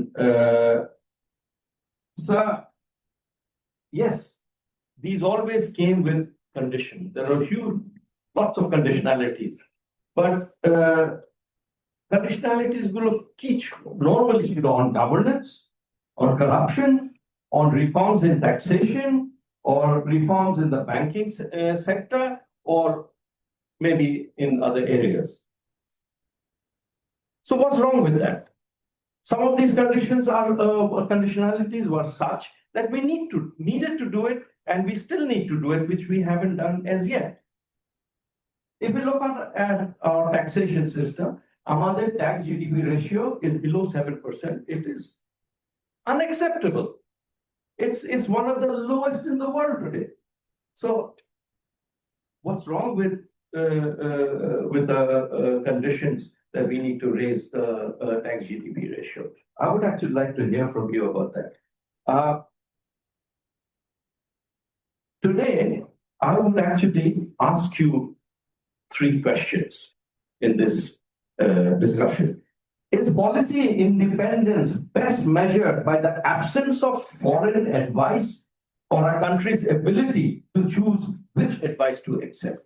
You mentioned in your earlier deliberation that Vietnam, although it received support from China as well as the Soviets, they decided which way to go. Did they not have conditionalities? I'm sure they had many conditionalities, but they had the courage to say what we are going to accept and what we are going to not accept, and how we are going to choose going forward. So I would like you to respond to whether policy independence is best measured by the absence of foreign advice. Two, what particular policy can Bangladesh follow from the South Korean development experience? Something that is actually implementable in Bangladesh. We have to note that our population is not at the same level. They have a different demographics. We have different kind of demographics. So if you could advise on that. And the third one is, what advice do you have to reverse the extremely low tax GDP ratio that we have in Bangladesh? Thank you very much. Thank you, Mr. Kamran Rahman, Chairman, President of the Metropolitan Chamber. Our next distinguished panelist hচ্ছেন Dr. Fahmida Khatun. Dr. Fahmida. Let's continue the conversation. Thank you very much, Dr. Sattar Bhai. Thank you for inviting me to speak. It's very important and interesting discussion. And thanks to Dr. Anisuzzaman Chowdhury for an elaborate discussion on the history and the experience of development strategy in Bangladesh. And also you have shared many examples from various countries. আমি একটা point একটু summarise করে সামনের দিকে কয়েকটা কথা বলবো। Summarise আপনি যেটা বলেছেন যে আমাদের যে ডেভেলপমেন্ট জার্নিটা সেখানে কিভাবে পলিসিগুলা চেঞ্জ হয়েছে over the years during various রেজিমস। তো সেইগুলাকে আমি তিনটা অবজারভেশন হিসাবে যদি সামারাইজ করি, তাহলে যেটা বের হয়ে আসে যে এই যে আমাদের পলিসি ইন্ডিপেন্ডেন্স যে বাংলাদেশের vis-a-vis development partners or other countries from on whom Bangladesh has been dependent. তো এই যে একটা নীতিগত স্বাধীনতা, এটা সবসময় সমানভাবে ছিল না এবং সব ক্ষেত্রেও সমানভাবে ছিল না। একটা জিনিস লক্ষ্য করা যায় যে যত আমরা আমাদের ইকোনমিক কেপেবিলিটি বা সক্ষমতাটা বেড়েছে, নীতিগত স্বাধীনতার একটা স্কোপটা কিংবা এটার পরিসরটা আরো বিস্তৃত হয়েছে এবং দ্যাট মিনস যে বাংলাদেশের একটা ইন্ডিপেন্ডেন্ট বয়সও তৈরি হয়েছে কম হলেও। তো আমরা আপনি যেমনটি বলেছেন যে স্বাধীনতার পরে বাংলাদেশ যে heavily dependent on foreign aid এটা ছিল, আস্তে আস্তে সেটা থেকে আমরা কিভাবে বের হয়ে এসেছি এবং একসময় ফ্রম এইড ডিপেন্ডেন্ট ইকোনমি থেকে ট্রেড ডিপেন্ডেন্ট ইকোনমিতে বাংলাদেশ এসেছে, যার ফলে তার নিজস্ব একটা সক্ষমতা তৈরি হয়েছে এবং নীতি তৈরিতেও তার ইন্ডিপেন্ডেন্স হয়েছে অনেকটা। তো কিন্তু আসলে এবং তার ফলে কিন্তু অনেক জায়গায় অনেক ক্ষেত্রেই একটা নেগোসিয়েশন ক্যাপাসিটি হয়েছে। পরবর্তীতে আমরা দেখেছি যে আমাদের যে বিভিন্ন পলিসি, ফর এক্সাম্পল আমাদের যে কৃষি খাতে, কৃষি বিষয়ে পার্টিকুলারলি বলতে হয় যে বাংলাদেশের যে নিজস্ব কিছু পলিসি, যার কারণে কিন্তু বাংলাদেশের যে খাদ্য স্বয়ংসম্পূর্ণতা এবং কৃষকদের সহযোগিতা এটা খুব কাজে দিয়েছে, খাদ্য নিরাপত্তার ক্ষেত্রে খুব কাজে দিয়েছে। আর অন্যদিকে সামাজিক খাতগুলোতে যেমন স্বাস্থ্য, শিক্ষা, তারপরে পরিবার পরিকল্পনা, টিকাদান কর্মসূচি, এগুলো তো খুবই বাংলাদেশ খুব ভালো করেছে, এক্সাম্পলারি ইন দ্য ওয়ার্ল্ড। তো সেইখানেও কিন্তু একেবারে যে সেগুলো imposed by the development partners ছিল তা না, একটা জয়েন্ট একটা এফর্ট ছিল। এবং পার্টিকুলারলি বিকজ বাংলাদেশে যেহেতু নন গভর্নমেন্ট অর্গানাইজেশন গুলো এখানে অনেক কাজ করেছে, সেটারও একটা লেভারেজ দিয়েছে বাংলাদেশ এর সরকারগুলোকে যে এই খাতগুলোতে ডেভেলপমেন্ট পার্টনারদের সাথে কিংবা ডোনারদের সাথে একসাথে কাজ করার। আর তৃতীয় যেটা বলেছেন আপনি এবং অন্য দেশের উদাহরণ দিও যে এরকম প্রভাবের কারণে কিংবা গাইডেন্স যদি বলি বা যদি একেবারে দিক নির্দেশনার পরিবর্তে যে ডোনারদের কিংবা ডেভেলপমেন্ট পার্টনারদের যে গাইডেন্সের ফলে যে এই নীতিমালাগুলি নেওয়া হয়েছে সব ক্ষেত্রে সেগুলো সমানভাবে ফলাফল দেয়। কোনো কোনো ক্ষেত্রে এটা সফল হয়েছে, যেটা বললাম যে যেগুলো বিশেষ করে সামাজিক নিরাপত্তা খাতে, কৃষি ক্ষেত্রে। কিন্তু ডাইভার্সিফিকেশন অফ ইন্ডাস্ট্রিয়াল ডাইভার্সিফিকেশন এটা একটা, তারপরে হচ্ছে ইনস্টিটিউশনাল ক্যাপাসিটি, ক্যাপাবিলিটি, গভর্নেন্স, এইগুলাতে কিন্তু তেমন একটা পরিবর্তন হয়নি, সাফল্য আসেনি। হ্যাঁ, এক সময় ব্যাংকিং সেক্টর, রেভিনিউ কালেকশন, এখানে অনেক ডেভেলপমেন্ট পার্টনাররা অনেক এঙ্গেজ হয়েছে, কিছু কিছু আমরা উন্নতিও দেখেছি সেখানে। বাট কতগুলি জায়গায় কিন্তু এখনো সেই প্রাতিষ্ঠানিক সক্ষমতা, ইনস্টিটিউশনাল স্ট্রেংথেনিং, সেখানে কিন্তু আমরা এখনো আমরা সক্ষমতা অর্জন করতে পারিনি। তো গোয়িং ফরওয়ার্ড আসলে এখানে বাংলাদেশের যে অভিজ্ঞতাটা সেটা হচ্ছে যে দেখা যায় যে এটা পৃথিবীতে ডেভেলপমেন্ট পলিসি গুলা যেভাবে ইভলভ হয়েছে সেটার কিছুটা প্রভাব বাংলাদেশেও এসেছে, এবং বৃহত্তর একটা ডেভেলপমেন্ট পলিসির একটা অংশ। আপনি উদাহরণ দিয়েছেন যে বিভিন্ন দেশ যেমন ঘানা, তানজানিয়া, এই সমস্ত দেশে যে সংস্কার করা হয়েছে বিভিন্ন আন্তর্জাতিক প্রতিষ্ঠান, IMF কিংবা ওয়ার্ল্ড ব্যাংকের, সেগুলো কিন্তু সফল হয়নি। আবার অন্যদিকে ভিয়েতনাম, দক্ষিণ কোরিয়ার উদাহরণ দিয়েছেন, তারা কিন্তু অনেক এগিয়ে গিয়েছে। তারা তাদের ইন্ডাস্ট্রিয়াল পলিসি, ট্রেড পলিসি, এগুলো কিন্তু খুবই সময় উপযোগী এবং দেশের জন্য খুব ভালো হয়েছে, তারা সক্ষমতা অর্জন করতে পেরেছে। তো বাংলাদেশকে বলা যায় যে মাঝামাঝি একটা জায়গা, বাংলাদেশের একটা মিশ্র প্রতিক্রিয়া, মিশ্র প্রভাব বলা যায়। এখন গোয়িং ফরওয়ার্ড ভবিষ্যতের যে পলিসি চ্যালেঞ্জ গুলো হবে, এটার মাত্রাটা, এটার চরিত্রটাও কিন্তু বদলে যাচ্ছে। প্রথমত বাংলাদেশের নিজস্ব একটা অবস্থান, যে আমরা যে অর্থনৈতিক অগ্রগতি করেছি তার ফলে, সামাজিক এবং অর্থনৈতিক অগ্রগতির ফলে এখন আমরা যে এলডিসি থেকে গ্রাজুয়েশন করার জন্য স্বল্পোন্নত দেশ থেকে উত্তরণ ঘটাতে যাচ্ছি, সেটা এই বছরই হোক কিংবা সময় পেলে আর একটু পিছালেও খুব একটা বেশি দেরি নাই। তো এখন এই এলডিসি পরবর্তী সময়টাই হবে আসলে নতুন একটা যাত্রা বাংলাদেশের জন্য। কেন সেটা? একদিকে তো এলডিসি সংশ্লিষ্ট কতগুলি সুযোগ সুবিধা, ফ্লেক্সিবিলিটি, এগুলো তো চলে যাবে। সেইখানে বাংলাদেশ কতখানি প্রস্তুত, সেই প্রস্তুতিটার ক্ষেত্রে তো আমরা দেখেছি যে অনেক ঘাটতি রয়েছে, যার কারণে সরকারের কাছে অনুরোধ এসেছে, বিশেষ করে ব্যক্তি খাত থেকে, যে এটা আর একটু পিছানো যাবে কিনা। তো পিছালেও সেই প্রস্তুতিটা কতখানি হবে সেটা একটা প্রশ্ন রয়ে যায় আমাদের। এটা প্রস্তুতিটা একটু দীর্ঘ সময়ের জন্য হলে ভালো, কারণ যে সবগুলি আসবে সেই সব অ্যাবজর্পশন ক্যাপাসিটিটা তো তৈরি হতে হবে। আমরা যে স্মুথ ট্রানজিশনের কথা বলি, সেই স্মুথ ট্রানজিশনটা একটু সময় দরকার, সেটা একটা বিষয়। কিন্তু শুধু এলডিসি ছাড়াও পৃথিবীটার চেহারাটাই অন্যরকম এখন হয়ে গেছে। একদিকে অর্থনৈতিক সংকট এবং অন্যদিকে একটা ভূ রাজনৈতিক অবস্থা। অবশ্যই আপনার global economy over the years or decades অনেক দ্রুত অগ্রগতি অর্জন করেছে, অনেক ফাস্টার ইমপ্রুভমেন্ট হয়েছে, জিডিপির আকার বেড়েছে, মানুষের ক্রয় ক্ষমতা বেড়েছে, পার ক্যাপিটা ইনকামও বেড়েছে। এটা একটা, এবং সেটা যে সবাই সমানভাবে পেয়েছে তা না, বাট এটার একটা ইম্প্যাক্টও গ্লোবালি অন্যান্য দেশের উপর পড়েছে। কিন্তু আমরা দেখছি যে এখন সেটা অনেকটাই পরিবর্তন হয়ে গেছে। এখন দেশগুলো, উন্নত দেশ থেকে শুরু করে উন্নয়নশীল, অনুন্নত, সবই একটা ক্রাইসিসের মধ্যে রয়েছে।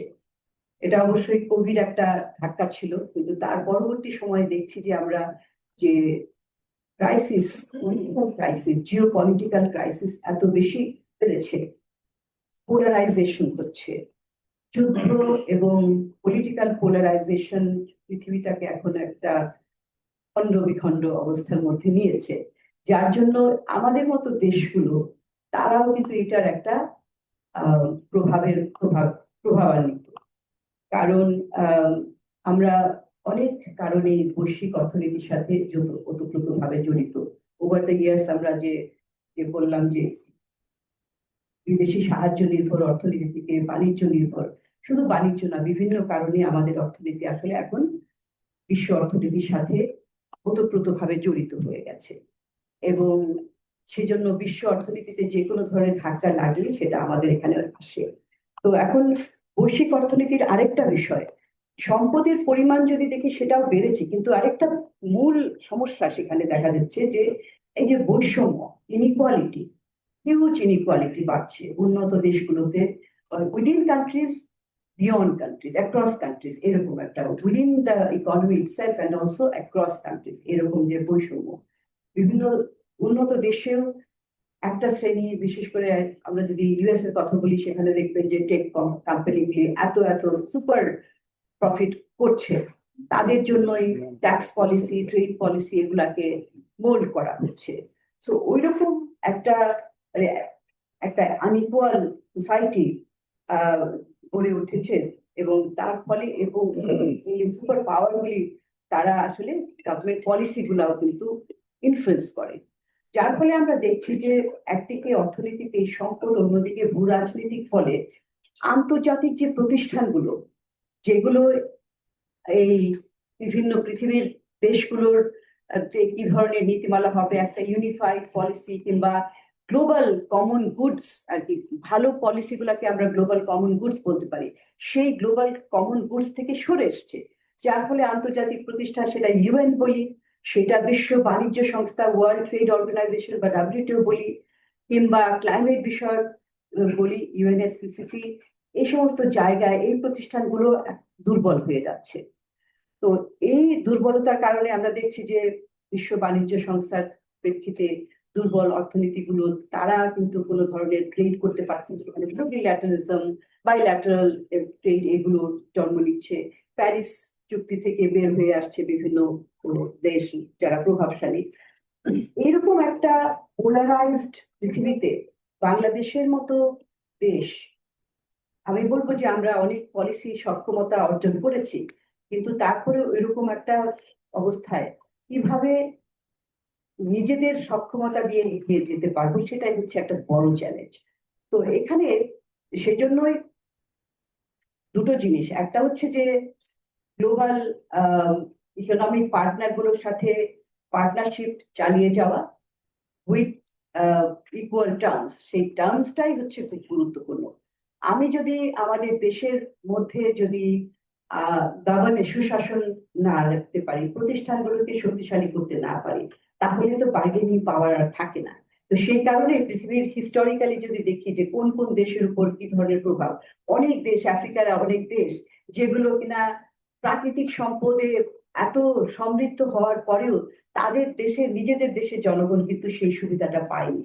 কারণ কি, ওই যে ঔপনিবেশিক একটা যে প্রভাব, সেই প্রভাবের ফলে যে রিসোর্স এক্সট্রাকশন হয়, সেটার ফলাফলটা কিন্তু ওই তার নিজের দেশের জনগণ ভোগ করতে পারে না। সেখানে আসে নীতি স্বাধীনতার বিষয়টা, কিন্তু নীতি স্বাধীনতা যে কোনো সরকার করতে পারে না যদি না তার, প্রথম কথা, তার রাজনৈতিক বৈধতা থাকে, সেটা একটা। এবং রাজনৈতিক বৈধতাটা আবার বজায় রাখার জন্য প্রতিষ্ঠানগুলিকে শক্তিশালী করতে হয়। আমাদের দেশে সেইখানে একটা দুর্বলতা, এবং সেই দুর্বলতার কারণে আমরা দেখছি যে এই যে সংস্কার, গভীর সংস্কারের কথা বলা হয়েছে, পার্টিকুলারলি 2024-এর যে জুলাই অভ্যুত্থানের পরবর্তীতে যে একটা আমরা ভাইব দেখেছিলাম, যে প্রাতিষ্ঠানিক সক্ষমতা, সংস্কার, রাষ্ট্রের বিভিন্ন দুর্বল জায়গাগুলিতে উন্নয়ন ঘটানো, সেই যে একটা উত্তেজনা সে কিংবা চাহিদা, সেই চাহিদাটা এখনো আছে, কিন্তু সেই চাহিদার সাথে তাল মিলিয়ে কার্যক্রমগুলি চলছে না এখনো, সেই জায়গায় দুর্বলতা। এবং এখানে একটা খুবই ওয়ারিং বিষয় যে যদি সেটা না করতে পারি তাহলে কিন্তু নীতি স্বাধীনতা থাকবে না। আমাদের দেশে এই মুহূর্তে বেশ কয়েকটা বিষয় নিয়ে কিন্তু, বড় বড় বিষয় নিয়ে বিতর্ক চলছে, সবাই সমানভাবে কথা বলতে পারছে না, সেখানেও স্বাধীনতার বিষয়টা। আমরা যে বিভিন্ন আন্তর্জাতিক চুক্তিগুলি করছি, বাণিজ্য চুক্তি হয়েছে, কিংবা পোর্টের যে আমরা কন্ট্রাক্ট দিতে চাই, কিংবা যে ধরনের বিনিয়োগগুলো আনতে চাই, সেগুলো আমাদের দেশের জন্য কতখানি উপকারী, সেই বিষয় কিন্তু কিন্তু আমাদের টেবিলের মধ্যে এখন আছে। সেটা নিয়ে আরো বেশি আলাপ আলোচনার দরকার, এবং সরকারের যদি সঠিক এবং দেশের জন্য উপযোগী কোনো পদক্ষেপ নিতে চায়, তাহলে কিন্তু যত এই আলোচনাগুলি হবে ততই কিন্তু সরকার শক্তিশালী হবে। এই বিষয়টা আমরা দেখেছি যে অতীতের যে একমুখী এক ধরনের নীতিমালা গ্রহণ করা, আলাপ আলোচনাকে, বিতর্ককে এক ধরনের ভয় পাওয়া, এগুলোকে এড়িয়ে যাওয়া। এবং কিন্তু আসলে at the end of the day এই পলিসিগুলো কাদের জন্য নেওয়া হয় সেটাই যদি মাথায় থাকে কারো, তাহলে কিন্তু দেশের স্বার্থ বিঘ্নিত হয় এমন কোনো পদক্ষেপ কোনো সরকারই নিবে না, কারণ এটা বাংলাদেশের জনগণের উন্নয়নের জন্য। তো সেই বিষয়গুলো মাথায় রাখতে হবে। এবং এই যে সংস্কারের যে কমিটমেন্ট গুলি বর্তমান সরকারও নিয়েছে, তারা তাদের রাজনৈতিক ইশতেহারে, নির্বাচনী ইশতেহারে অনেক সংস্কারের কথা বলেছেন। একদিকে অর্থনৈতিক উন্নয়নের পথরেখা দিয়েছেন এবং সংস্কারের কথাও বলেছেন। বাজেট হয়েছে সম্প্রতি, সেখানেও যদিও বাজেট 1 বছরের জন্য কিছু কিছু সংস্কারের কথা তারা রিপিট করেছেন, আমরা সেগুলোকে দেখতে চাই যে বাস্তবায়নের দিকে। এবং সবশেষে আমি আরেকটা কথা বলতে চাই যে নীতি সহায়তার কথা কিংবা ডেভেলপমেন্ট স্ট্র্যাটেজি কিংবা পলিসি ইন্ডিপেন্ডেন্সের কথা যখন বলি, তখন আমরা আন্তর্জাতিক কিংবা বহির্বিশ্বের প্রেক্ষিতে বলি, কিন্তু আরেকটা কথা মনে রাখতে হবে, দেশের মধ্যেও কিন্তু আমরা কোনো একটা সরকার কতখানি স্বাধীনভাবে নীতিমালা প্রণয়ন করতে পারে। দেশের ভিতরেও কিন্তু একটা একটা একটা গ্রুপ আছে কিংবা অ্যাক্টরস আছে, স্টেক হোল্ডার আছে, যারা কিনা সঠিক নীতিমালা নিতে সরকারকে বাধাগ্রস্ত করে থাকে। তারা যে বিভিন্ন গোষ্ঠী একটা ক্ষুদ্র স্বার্থ সংশ্লিষ্ট বিষয়কে মাথায় রেখে কিন্তু নীতি সহায়তা নীতিমালা গ্রহণে বাধাগ্রস্ত করে। যেমন ধরেন, উদাহরণ দিয়ে বলছি যে যখন এনবিআর কে সংস্কারের কথা বলা হলো, এনবিআর কে ভাগ করার কথা বলা হলো, তখন আমরা কি দেখেছি, ইমিডিয়েট একটা ইফেক্ট ছিল যে এখানে প্রতিবাদ হয়েছে। তো প্রতিবাদটা কেন হয়, এটাও একটা বিষয়, দেখার বিষয়। কিংবা যে কোনো একটা পলিসি নেওয়ার সময় হ্যাঁ প্রতিবাদ হবে, কিন্তু সেই প্রতিবাদটা কি তাদের জন্য, আপামর জনগোষ্ঠীর কিংবা বড় মেজর স্টেক হোল্ডারদের ক্ষতি হচ্ছে, নাকি একটা বিশেষ গোষ্ঠীর ক্ষতি হচ্ছে? তো এই আমরা দেখি যে একটা যে নেক্সাস গড়ে উঠেছিল, আমরা 15-16 বছরে দেখেছি যে একটা নেক্সাস গভর্নমেন্টের প্রভাবশালী গোষ্ঠী, আমলাতন্ত্র কিংবা ব্যক্তি খাতের, এখানে কামরান ভাই আছে, but not private sector, there are different types of. তো প্রাইভেট সেক্টরেরও কিছু গোষ্ঠী যারা সরকারের আনুকূল্যে ভুলে ভেবে উঠেছিল, তাদের মধ্যে রাজনীতিবিদদের সাথে, অর্থাৎ রাজনীতিবিদ, ব্যবসায়ী, এদের মধ্যে যে একটা নেক্সাস গড়ে উঠেছিল, তারাও কিন্তু আসলে জনগণের উপযোগী পলিসি নিতে বাধাগ্রস্ত করে। সেখানেও সরকারগুলো নীতি মানে স্বাধীনতাটা হারিয়ে ফেলে। কেন হারিয়ে ফেলে? কারণ তার তো মরাল স্ট্রেংথটা নাই। একটা সরকারের রাজনৈতিক বৈধতা, এবং সে যদি জনগণের সাপোর্ট নিয়ে আসে এবং সে যদি কঠিন সিদ্ধান্তগুলি বাস্তবায়নে পিছুপা না হয়, তাহলে কিন্তু তার বৈধতা এবং তার মোরাল স্ট্রেংথটা আসে। এবং যখন এই প্রতিষ্ঠানগুলি শক্তিশালী করার জন্য উদ্যোগ নেওয়া সংস্কার, অবশ্যই সেখানে প্রতিবাদ আসবে, এবং কোনো সংস্কারই কিন্তু সহজভাবে কেউ নেয় না। সংস্কার, রিফর্ম ইজ অলওয়েজ পেইনফুল। সেই পেইনটাকে অতিক্রম করে যে সরকার সেটা করতে পারবে, প্রাথমিকভাবে অনেক বাধা আসবে, প্রাথমিকভাবে অনেক রিস্ক রয়েছে, কিন্তু যখন সেই রিস্কটা অতিক্রম করে করতে পারবে, তখন কিন্তু তার জন্যই আসলে সেটা উপকারী হবে। গভর্নমেন্ট অফ দ্য ডে, তাদের জন্যই কিন্তু সেটা উপকারী হবে। এবং সবশেষে আমার এটাই কথা যে অর্থনৈতিক নীতিমালার স্বাধীনতা এবং রাজনৈতিক রাজনৈতিকভাবে শক্তিশালী প্রতিষ্ঠান, এই দুটো কিন্তু অঙ্গাঙ্গিভাবে জড়িত রয়েছে। অনেক ধন্যবাদ। Thank you. না, আমি অনেক কতগুলো বিষয়ে বিশেষ করে এই যে রেজিস্ট্যান্স টু রিফর্ম, যে বাধা সৃষ্টি হয়, কোথা থেকে আসে, যে নেক্সাসটা কি আছে, নেক্সাস ছাড়াও মানে within the public service, within the government, এখানেও কিছু রেজিস্ট্যান্স থাকে। এগুলো, এই বাধাগুলো এ করার কথা আছে। আপনি আরো একটা যেটা বলেছেন যে লেভারেজ পলিসি ইন্ডিপেন্ডেন্সের জন্য তো লেভারেজ দরকার। বাংলাদেশ ইকোনমি যত প্রোগ্রেস করেছে, let's say in the last 25-30 years, মানে 30 বছর আগে যে অবস্থা ছিল সে এখন সেই অবস্থা নাই। মানে এখন লেভারেজ কিছুটা আছে। আর অন দ্য ট্রেড সাইড কিছু মার্কেট পাওয়ার কিছু মানে সামান্য, I wouldn't say very significant, but কিছু market power ওখানে এসছে। So there is also some leverage there. So policy independence partly also depends on how much leverage the economy has and how much leverage the government also has in the geopolitical sphere. So খুব একটা leverage would have on that.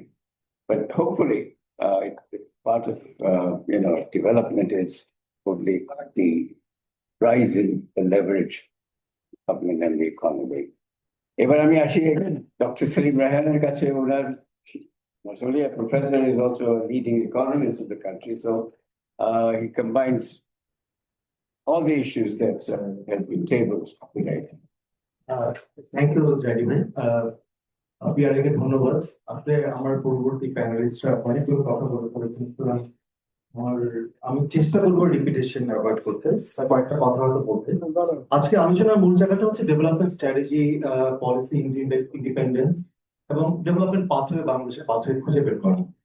তো আমার কাছে মনে হয় যে last 5.5 decades বাংলাদেশের ডেভেলপমেন্টের জার্নি, এখানে অবশ্যই আমাদের অনেক অ্যাচিভমেন্ট আছে, অনেক সমস্যাও আছে। তো এই জায়গাতে খুব অবজেক্টিভ অ্যাসেসমেন্টটা দরকার। মানে আমাদের যেমন আত্মতৃপ্তিরও সুযোগ নেই, আবার আত্মশ্লাঘাও যেন না থাকে, যে আমরা যেন এটা না বলে কিছুই হয় না, আবার এটাও যেন মনে হয় যে অনেক কিছু আছে।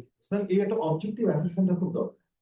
ভিয়েতনামের কথাটা খুব সামনে এসছে। ভিয়েতনামের আসলে সত্যি কথা, আমি ক্লাসে যখন পড়াই ট্রেড, তখন ভিয়েতনামের সাথে নাইস কিছু কম্পারিজন, আমার কিছু স্টুডেন্টের পিছনে আছে, ওরা দে ক্যান রিমেম্বার যে কিভাবে গ্রাফ গুলো ভিয়েতনামেরটা কিভাবে লাফিয়ে লাফিয়ে উঠে, আর বাংলাদেশ কিভাবে ফ্ল্যাট অথবা স্লো প্রোগ্রেস।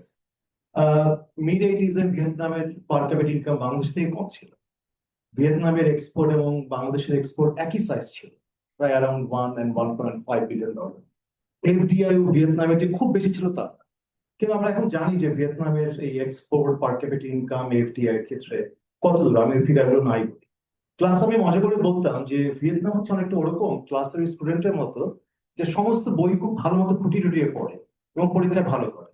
আর বাংলাদেশ হচ্ছে খুব সিলেক্টিভ কিছু পড়াশোনা করে এবং কোশ্চেন কমন করে যায়, এবং যে কারণে হয়তো ভালো পেয়ে যায়। আর প্রবলেম হচ্ছে বাংলাদেশের জন্য কোশ্চেন যদি আনকমন করে, তখন আর বাংলাদেশ ভালো করতে পারে।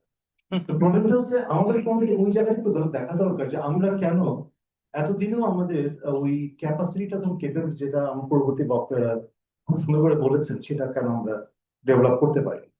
আমি যখন আত্মগ্লানি এবং আত্মতৃপ্তি কথাটা বলছিলাম, সেই জায়গাটা আমার কাছে মনে হয় যে ডেভেলপমেন্ট জার্নিতে লাস্ট 5.5 decades এমনকি one of the worst period যদি আমরা বলি ওই ডেমোক্রেসির জায়গায়, অটোক্রেটিক রেজিম 80s, সেটা নিয়েও প্রফেসর এমানসুজামান স্যার একটা বই আছে, আপনারা যদি দেখেন, ইউপিএল থেকে খুব সুন্দর পাবলিশড। বইটার নাম হচ্ছে the decade of stagnation, the state of the Bangladesh economy in the 1980s। এবং বইটাতে স্যার অফকোর্স ওই সময় খুবই ক্রিটিক্যালি 80s কে দেখেছিলেন। তা আমার কয়েক বছর আগে একটা ডিনারে স্যারের সাথে আমার সুযোগ হয়েছিল একটু ইন্টারাক্ট করার। স্যারকে আমি বলেছিলাম যে প্রাইভেটলি, যে স্যার যদি এখন আপনি বইটা লিখতেন, আপনি একটু রিথিঙ্ক করতেন যে আসলে কি ওটা ডিকেড অফ, মানে পুরোপুরি আমরা নেগেট করে দিব ওই ডিকেডটাকে। স্যার কিন্তু আমাকে বললেন না, আই উড হ্যাভ রিথট যে বিষয়টা। কারণ আমার কাছে যেটা মনে হয় যে ওরকম প্রসেসেও যে 90s যে আমরা যে রিফর্ম গুলো দেখেছি, তার অনেকগুলো ফাউন্ডেশন কিন্তু আসলে 80s হয়েছিল। সেগুলোকে পুরো যদি আমরা ইগনোর করি, যে পুরো যে একটা প্রসেস বিভিন্ন সময়, যে আমরা আজকে যেখানে আমরা দাঁড়িয়ে আছি, with despite many limitations, many problems, তার কিন্তু একটা ঐতিহাসিক হিস্টোরিক্যাল একটা ধাপ আছে, সেগুলো যদি আমরা ইগনোর না করি। তো বাংলাদেশের ডেভেলপমেন্ট প্রসেসে আমার কাছে মনে হয় আমরা বিভিন্ন দেশের সাথে কম্পেয়ার করতে পারি। ভিয়েতনামের সাথে আমি কম্পারিজন যেটা দিলাম, কিন্তু আমি যে অবজেক্টিভ অ্যাসেসমেন্টে আমি যে হিস্টোরিক্যাল ফ্যাক্টরস, এক্সটার্নাল এনভায়রনমেন্ট এবং ইন্টারনাল যে ফ্যাক্টরস গুলো যদি আমরা কনসিডার না করি, তাহলে আমরা হয়তো অনেক সময় just Apple with oranges compare করবো। আমরা আমাদের ইন্টারনালি আসলে আমাদের ক্ষমতাটা কোথায়, সমস্যাটা কোথায়, সেটা আমরা হয়তোই করবো। সেই ক্ষেত্রে আমি খুব জোর দিব আজকে আলোচনাতে ডক্টর আনিসুজ্জামান চৌধুরী খুব সুন্দরভাবে কয়েকটা জিনিস বলেছেন। যে এবং আমি যেটা বুঝি সেটা হচ্ছে যে উন্নয়নটা আসলে বেসিক্যালি হচ্ছে রাজনীতি। আমরা যদি ডেভেলপমেন্টের পলিটিক্যাল অ্যাসপেক্টটা খুব ভালো মতো না বুঝি, এবং সেক্ষেত্রে আমাদের যারা ডেভেলপমেন্টকে এগিয়ে নেয় যে রাজনৈতিক শক্তিটা, তাদের ক্ষমতা কতটুকু এবং তারা আসলে শিখছে কিনা, মানে তারা 70s কেমন ছিল, তারা 80s কেমন ছিল, তারা 90s কেমন ছিল, এখন তারা কেমন, এবং তারা আসলে শিখতে পারছে কিনা তাদের অতীতের ব্যর্থতা থেকে অথবা সাফল্য থেকে, আমার কাছে মনে হয় দ্যাটস আ ফান্ডামেন্টাল কোশ্চেন। এবং সেখানে আমরা দেখি যে আমি খুব একমত যে ডক্টর ফাহিদা খাতুন উনি বলেছেন যে একটা নেক্সাসের কথা। আমি আমার একটা বইতে in fact Bangladesh is the Bangladesh paradox sustainable, যেটা 2 বছর আগে, বইটাতে আমি খুব স্ট্রংলি একটা কথা লিখেছিলাম যে there is a anti reform coalition, যে ওই যে নেক্সাসটা যেটা বলতে হবে, একটা political elite, segment of the bureaucracy, segment of the private sector, যারা এক্সিস্টিং সিস্টেম থেকেই তারা খুব বেনিফিট পায়, এবং তারা রিফর্ম গুলো আসলেই এবং যে তারা আমাদের মধ্যে এরকম টেবিলে বসে তারা আলোচনা করে এগেনস্টে যাচ্ছে। ইটস কাইন্ড অফ একটা ন্যাচারাল, তাদের ভিতরে এক ধরনের একটা মেকানিজম আছে, তারা এগুলো রেজিস্ট করে কোনো না হয়। এবং যে কারণে আমরা ট্যাক্সেশনে অথবা ব্যাংকিং সেক্টর অথবা ইম্পর্টেন্ট রিফর্মে কিন্তু আমরা প্রোগ্রেস দেখি। এখানে একটা কথা বলা খুব ইন্টারেস্ট, সেটা হচ্ছে যে রিফর্ম গুলো আমরা প্রোগ্রেস দেখি সেগুলো তো খুব রিসেন্ট ডিকেড। আমি এগুলোকে বলবো সেকেন্ড জেনারেশন। তো বাংলাদেশ কিন্তু ফার্স্ট জেনারেশন রিফর্ম কিন্তু বেশ সাকসেসফুলি করতে পেরেছে। তখন তাহলে এরা কোথায় ছিল? এই পলিটিক্যাল এলিটরা অথবা ব্যুরোক্রেটসরা অথবা বিজনেস প্রাইভেট সেক্টর, তারা কেন ওই ফার্স্ট জেনারেশন রিফর্ম এগ্রি করেছে, এখন কেন পারছে? আমরা এই this are very fundamental question, এই জায়গাগুলো আমাদের বোঝা দরকার। এবং সেই জায়গাতে আমি খুব একমত যে আমার পরবর্তী বক্তা যেগুলো বলেছেন ইনস্টিটিউশনাল কোয়ালিটি নিয়ে, আমাদের এখনো আমরা খুব ইনফর্মাল। আমার বিভিন্ন লেখাতে আমি বলেছি, বিশেষ করে ল্যান্ড প্রিন্টের সাথে জয়েন্ট কাজে, এখনো অনেক কাজ হচ্ছে খুব deals based, not rules based. আমরা এখনো রুলস বেসড ইনস্টিটিউশনাল অ্যারেঞ্জমেন্টে যেতে পারি, এবং সেটা যদি আমরা মিস করি তাহলে বেসিক্যালি দিস দ্য প্রবলেম। আমি আরেকটা ছোট্ট উদাহরণ দিব, সেটা হচ্ছে ভিয়েতনামের সাথে কথা বলতে গিয়ে কম্পেয়ার করতে গিয়ে, যে ভিয়েতনাম খুব বেনিফিটেড হয়েছে becoming a member of the east Asian south Asia east Asia. একজন খুব অক্সফোর্ডের একটা বিখ্যাত প্রফেসর একটা কাজ ছিল, তিনি অনেক আগে প্রায় 20-25 বছর আগে একটা কাজ উনি বলেছিলেন যে আফ্রিকার একটা দেশকে যদি জাস্ট আমি, যদি সম্ভব হতো, এটা সম্ভব না, তুলে এনে জাস্ট ইউরোপে বসিয়ে দিতাম, তাহলে just because of is neighbourhood European countries তার পার ক্যাপিটা ইনকাম দ্বিগুণ বেড়ে। মানে just being a member of south Asia, বাংলাদেশে কিন্তু অনেক প্রবলেম তাকে ইনহেরিট করতে হয়, সাউথ এশিয়ান একটা ইনফ্লুয়েন্স কাজ করে। এবং এটা আমার একটা লেখায় বছর 3 আগে লিখেছিলাম, is that South Asian development. মানে আমরা যখন South East Asia development model দেখি, we see a kind of convergence, macro policy, trade policy, FDI, investment of human capital. মোটামুটি সব দেশগুলো, এমনকি পিছিয়ে পড়া যে দেশ ক্যাম্বোডিয়া, লাওপিডিয়া, তারাও চেষ্টা করে ওই ট্রেন্ডটাকে ধরতে। আমাদের এখানে হচ্ছে আমরা বিভিন্ন দিকে, মানে ইন্ডিয়া ওয়াজ চ্যাম্পিয়ন একটা সময় যখন protectionist policy, but India started liberalising, এবং আমরা দেখেছি যে ইন্ডিয়া লাস্ট 1.5 ডিকেডস রিফর্মে যথেষ্ট এমফাসিস করেছে। শ্রীলঙ্কা একসময় চ্যাম্পিয়ন ছিল, শ্রীলঙ্কা ইজ ওয়াকিং ব্যাকওয়ার্ডস নাও। আর আমরা প্রবাবলি খুব স্ট্রাগল করছি বুঝতে যে কোথায় আছি আমরা। রিফর্মের কথা যেহেতু এসছে, আমি খুবই বিনয়ের সাথে ডক্টর আনিসুজ্জামান চৌধুরীর সাথে একটু দ্বিমত করবো। সিভিল সোসাইটি ব্যাপারে স্যার আপনি একটু একান্ত নিয়েছেন, কিন্তু আমার কাছে মনে হয় যে সিভিল সোসাইটি একমাত্র খুব সম্ভবত রিফর্মের এজেন্ডাকে বাঁচিয়ে রেখেছে বাংলাদেশে শক্তভাবে, যে রিফর্ম করা দরকার। আমরা রিমাইন্ডার দিচ্ছি কিছুদিন পর পরই, এবং এটা কিন্তু যদি না হয়, কারণ ওই যে প্রেশারটা, আমি আপনার সাথে পুরো একমত যে এক্সটার্নাল প্রেশার বাংলাদেশে অনেক কাজ করে। আমরা বিভিন্ন সেক্টরে দেখেছি, গার্মেন্টস এর কথা একটা খুব ভালো এক্সাম্পল। ভেতর থেকে প্রেশার কাজ করে না লেবার কন্ডিশন অথবা ওয়ার্কিং কন্ডিশন ইমপ্রুভ করার, তারপর হয়তো বাইরে থেকে যখন প্রেশার এলো তখন আমরা আবার দেখা যাচ্ছে ঠিকঠাক হচ্ছে। এরকম হয়তো অনেক কিছু এক্সাম্পল আসতে পারে, কিন্তু আমার কাছে মনে হয় যে এই জায়গাগুলোতে যদি একটুখানি আমরা সিভিল সোসাইটি যে প্রেশারটা আমরা কন্টিনিউয়াসলি দিয়ে যাচ্ছি, সেটা একটু যদি আমরা আন্ডারমাইন না করি। আমার ফাইনাল কথা হচ্ছে, আরেকটা কথা একটু বলবো, সেটা হচ্ছে যে ডেভেলপমেন্ট পার্টনারের সাথে ডিপেন্ডেন্স অথবা ইন্ডিপেন্ডেন্সের কথা বলা হচ্ছে, এই ডেভেলপমেন্ট পার্টনার কিন্তু চেঞ্জ হয়েছে। তারাও কিন্তু এই 80-র দশকে ওয়ার্ল্ড ব্যাংক কিন্তু এখন আর ওয়ার্ল্ড ব্যাংক নেই। আইএমএফ ও তারাও কিন্তু অনেক স্ট্যান্স তারা চেঞ্জ করতে বাধ্য হয়েছে। আমি বলবো তাদেরও অনেক তিক্ত অভিজ্ঞতা, অনেক দেশে তারা খুব স্ট্যান্ডার্ডাইজ প্রেসক্রিপশন দিয়ে দেখা গেছে খুব বেশি কাজ করে না। সো কান্ট্রি কনটেক্সট তারা বুঝতে চায় এবং সেই এঙ্গেজমেন্টটা হতে চায়।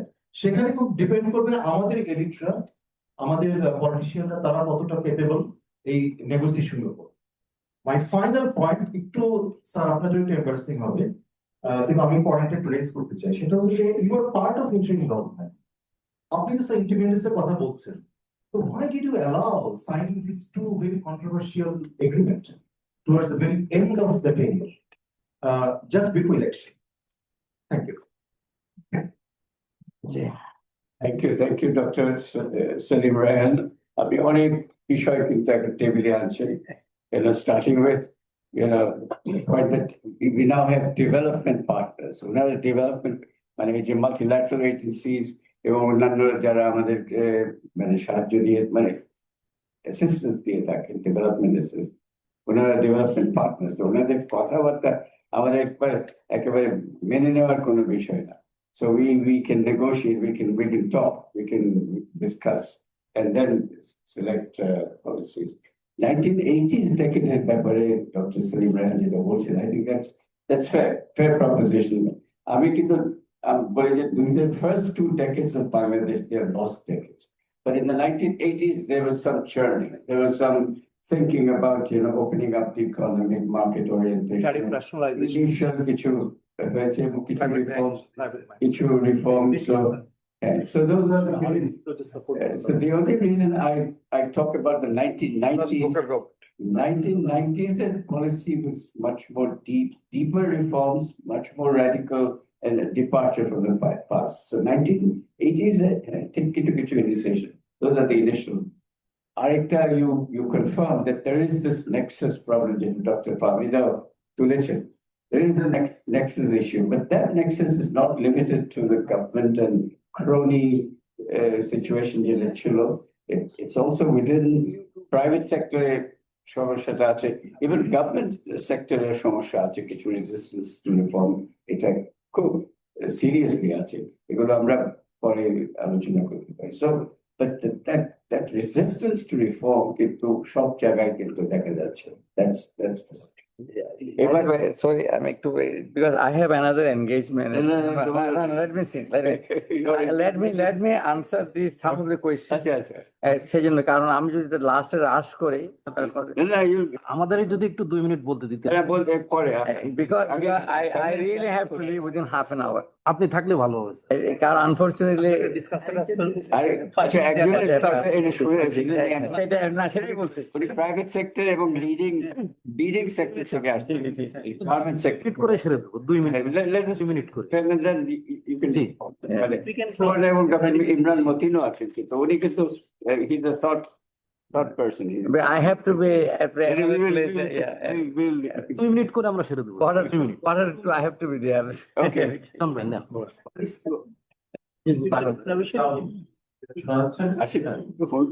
Quick. No. Please. Response, Salim. Please. Let me introduce myself. I'm Anisuzzaman Salim. I'm with the BGLA. I'm not an economist. Neither am I in a think tank, nor do I belong to any university. So I'm feeling a bit like a fish out of water today amongst all these elite think tanks. What I would like to say is, আমরা তো শুনলাম এখন সবার কাছ থেকে what we have looked at the history of Bangladesh and what has happened, and we compared our country with how Korea has developed, how Taiwan, Vietnam, and all our neighboring countries have developed, and what they're doing, what has happened, and why are they where they are, and why are we not where they are? Perhaps that is the question. Actually, I have to say, Bangladesh is right now at a precipice where we need to diversify our exports dramatically. We are depending only on RNG. This will not make our ends meet at all. If you look at our RNG industry, we are not in a good position. এখানে আমরা দেখতেছি একটা garment ম্যানুফ্যাকচারের মালিক, ফ্যাক্টরির মালিকের যে সমস্যা, একটা ওয়ার্কারের কিন্তু আজকে একই সমস্যা।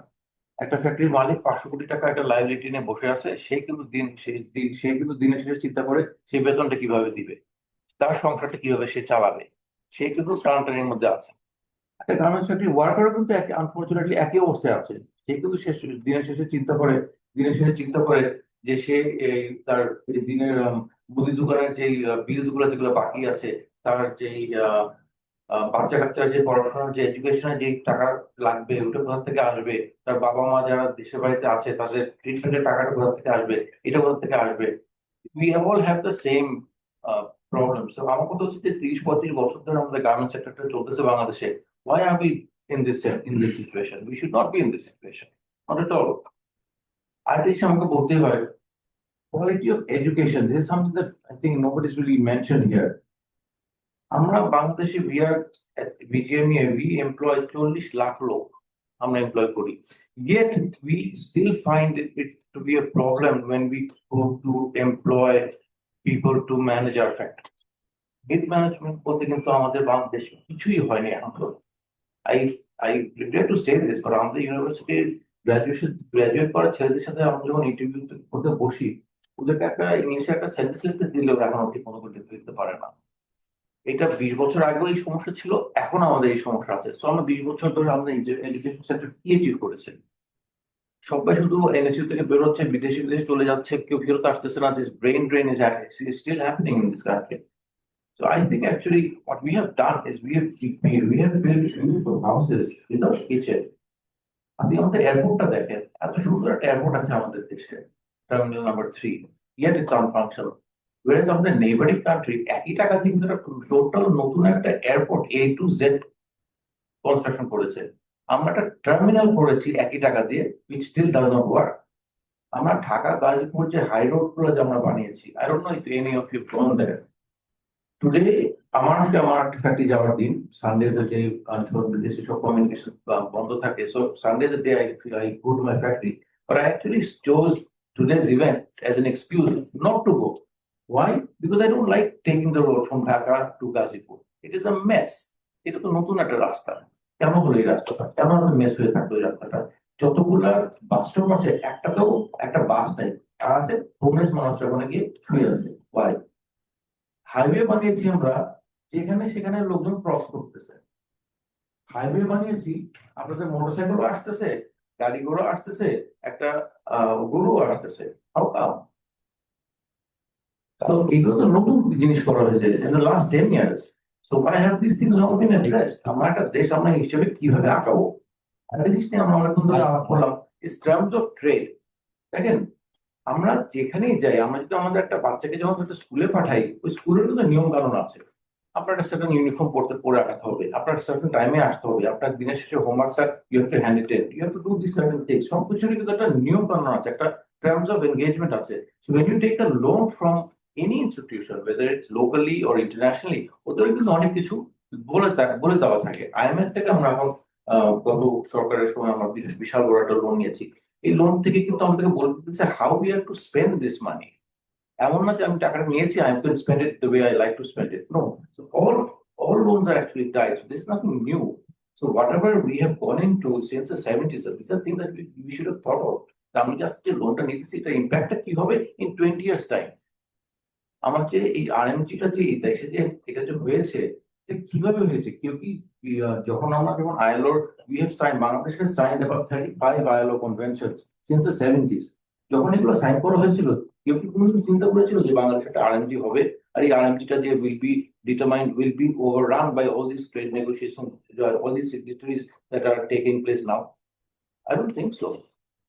So going forward, I think we have a lot of things that we really need to discuss and address. Thank you. Okay, thank you very much. That's a private sector question. Dr. Imran Motinin একটু thought-provoking দুইটা কথা শুনে নেই, and then it's you will reach your sir আমি 2 minute I have to see that the quarter past. বলছি, অনেক ধন্যবাদ professor Anisuzzaman Chowdhury. মানে প্রথম ধন্যবাদ দুইটা কারণে, আমার পয়েন্টে আসছে, খুব দ্রুত বলবো। একটা বড় কারণ যে আপনি ন্যারেটিভ মানে আমাদের ন্যারেটিভের জায়গাটায় আপনি you have thrown certain challenges, এবং আমার কাছে মনে হয় যে এটা খুব গুরুত্বপূর্ণ, কারণ আমরা এখনো আমার মনে হয় আমাদের নিজেদের ইকোনমিক হিস্ট্রির ন্যারেটিভটা বা পলিসি মেকিং এর ন্যারেটিভটা আমার মনে হয় আরো অবজেক্টিভলি আরো হিস্টোরিক্যাল দেখা খুবই দরকার। যার কারণে আমাদের অনেকের কাছে গণতন্ত্রের শুরু 91 থেকে আমাদের ন্যারেটিভটা শুরু হয়, কিন্তু মেবি পোস্ট 75 এর পরে there is actually a very important part, এটা অত্যন্ত গুরুত্বপূর্ণ। এই ন্যারেটিভ কনস্ট্রাকশন খুবই গুরুত্বপূর্ণ। সুতরাং থ্যাংক ইউ ফর দ্যাট। আর সেকেন্ড হচ্ছে, আপনি ডেভেলপমেন্ট পাথওয়ের কথা বলেছেন, কিন্তু আপনি particularly you touched on problematizing policy independence. কারণ পলিসি ইন্ডিপেন্ডেন্স বলতে আমরা খুব দ্রুতই খুব সংখ্যাতাত্ত্বিক জায়গায় চলে যায় কিন্তু you went for this psychological dimension of independence এবং পলিসি ইন্ডিপেন্ডেন্স। এবং এই জায়গাটাতে আমি জাস্ট দুই তিনটা কথা বলে I just want to finish. তো আমার কাছে প্রথম জিনিসটা যেটা সেটা হচ্ছে যে পলিসি মানে ইন্ডিপেন্ডেন্সের জন্য কেপেবিলিটি অত্যন্ত জরুরি। আমাদের ব্যুরোক্রেটিক কেপেবিলিটির অবস্থাটা কি? আমার মনে হয় that is the first thing that we need to ask ourselves. Second হচ্ছে আমাদের কেপেবিলিটি আরেকটা যে পলিসি ইন্ডিপেন্ডেন্স, আরেকটা জায়গা হচ্ছে পলিসি অ্যাডভাইস। পলিসি অ্যাডভাইস দেওয়ার জায়গায় আমরা আসলে কতটুকু ওপেন মাইন্ডেড, নাকি এটা একটা অন্য এক ধরনের স্মল ক্লাব, যে ক্লাবে কিছু মানুষ only get to give policy advice and a large majority of other people who can give policy advice as well based on many dimensions, they are not part of the club.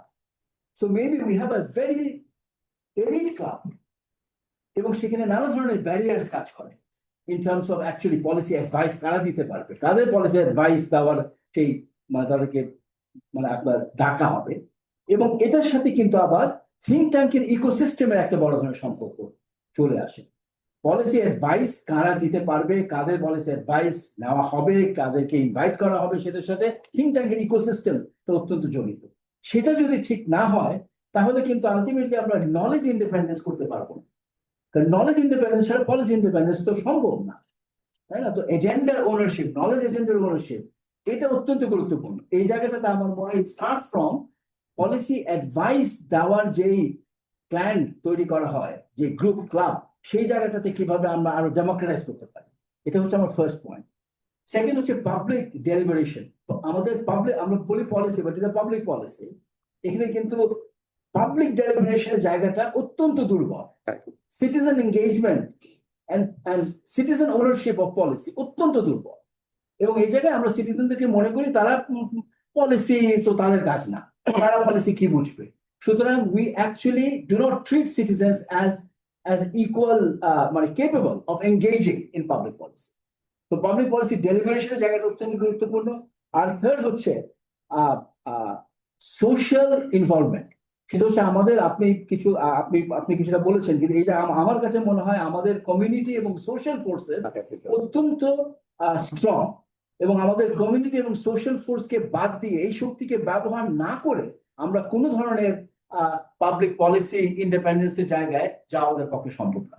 সুতরাং এই তিনটা জায়গায় I hope you will reflect on all of that. আমার final জিনিসটা হচ্ছে যে electoral democracy is important, কিন্তু electoral democracy on its own will not give us policy independence.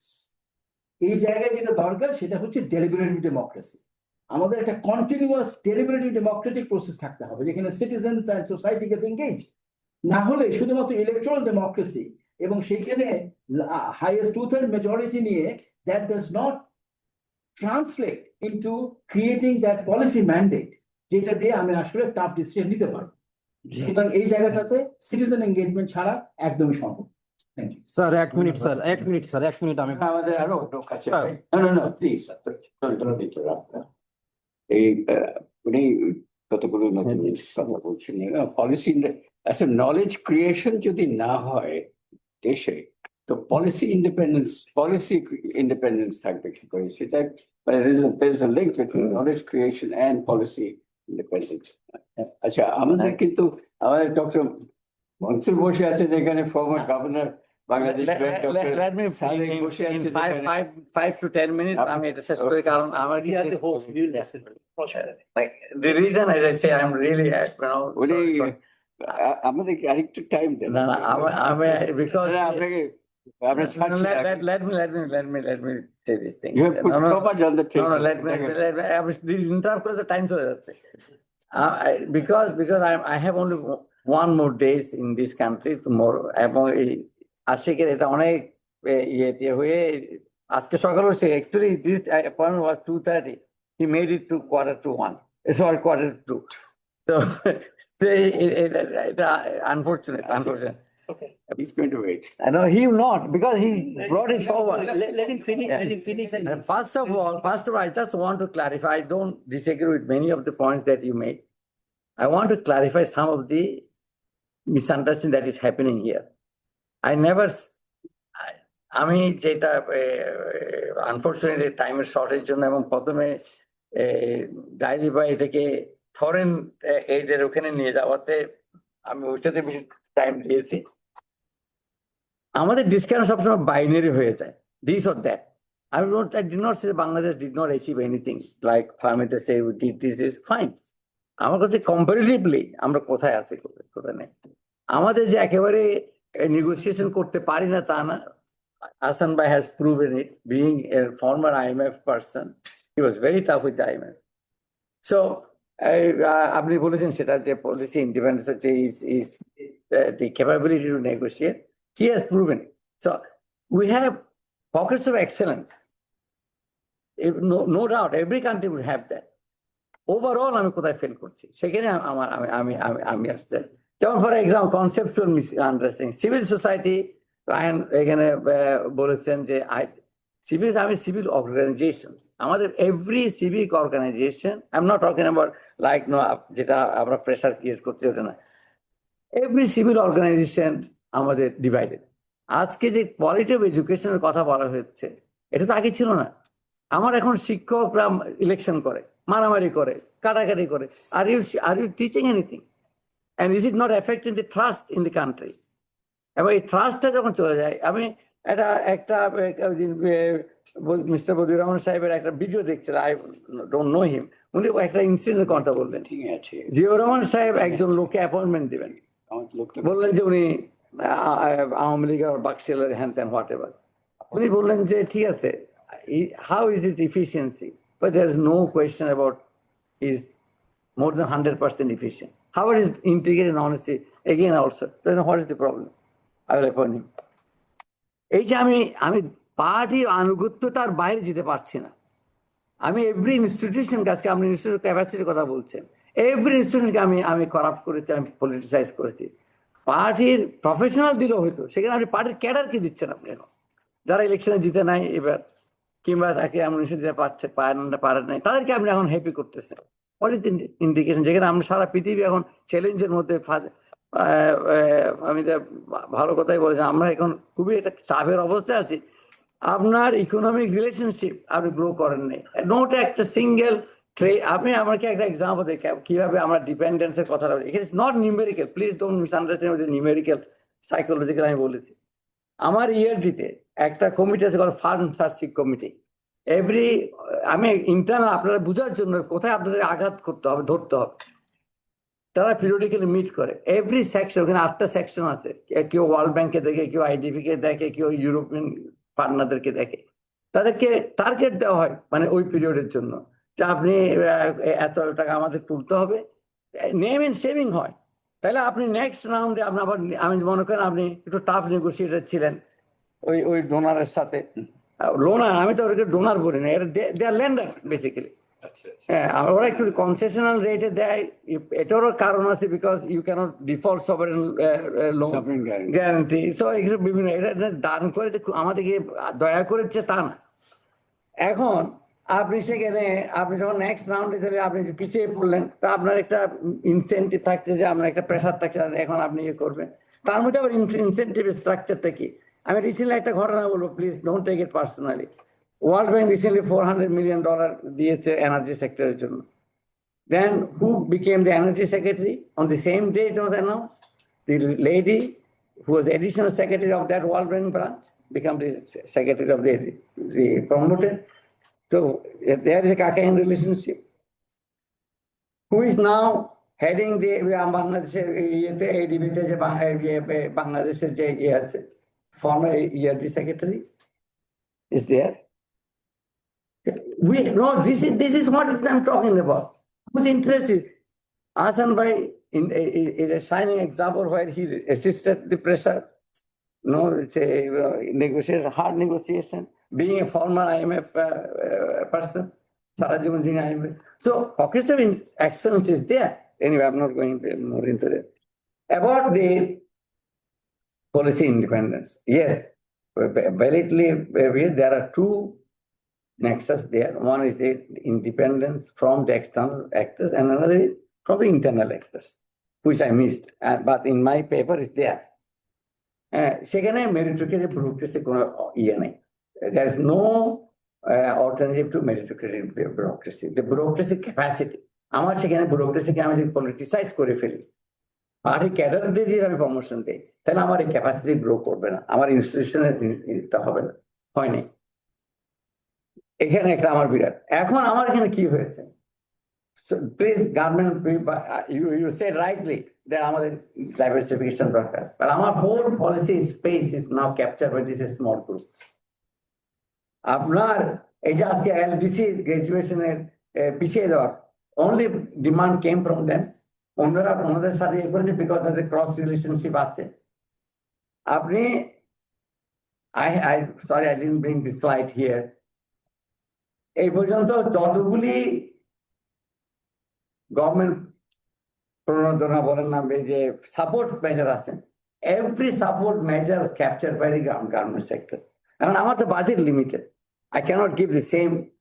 I mean, I have documented each and everything. আপনারা যদি চান দিতে পারি। এখন আপনি যখন 2018-এ আপনাকে আমাদের গার্মেন্টস ডিপেন্ডেন্ট ছিল অ্যাবাউট 60% অফ আওয়ার এক্সপোর্টস। যখন আপনার গ্রাজুয়েশনের থ্রেশহোল্ড মিট করলাম, ক্লিয়ার সাইন যে আমাকে এখন অন্য সেক্টর যাইতে হবে, তখন আমরা কি করলাম, আমার একটা বাড়তে থাকলো। তারপরে আমি রাইসে স্লোগান দিলাম, শেখ হাসিনার দরকার, সরকার দরকার বারবার। These are the group, এবং তারাই এখন ডমিনেট করতেছে। I said on his face, I mean, you are the one who made this, gave that slogan. আপনি এখন নোয়াবের প্রেসিডেন্ট, আপনি নিউজ পেপার কন্ট্রোল করতেছেন, and you are promoting your this view. I'm really annoyed with this one. এখন আপনি চিন্তা করে দেখেন, আপনি এই যে আমাদের এখানে একটা ইয়ে ছিল export, EDF export enhancement fund or something, development fund.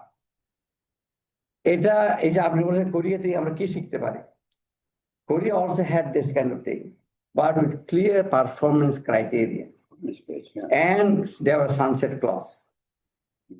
আমি সেখান থেকে শিক্ষা না নিয়ে আমি আবার এই বছর 60,000 crore একটা প্রণোদনা চালু করে দিলাম। There was no criteria given, no sunset clause. Have you learned anything?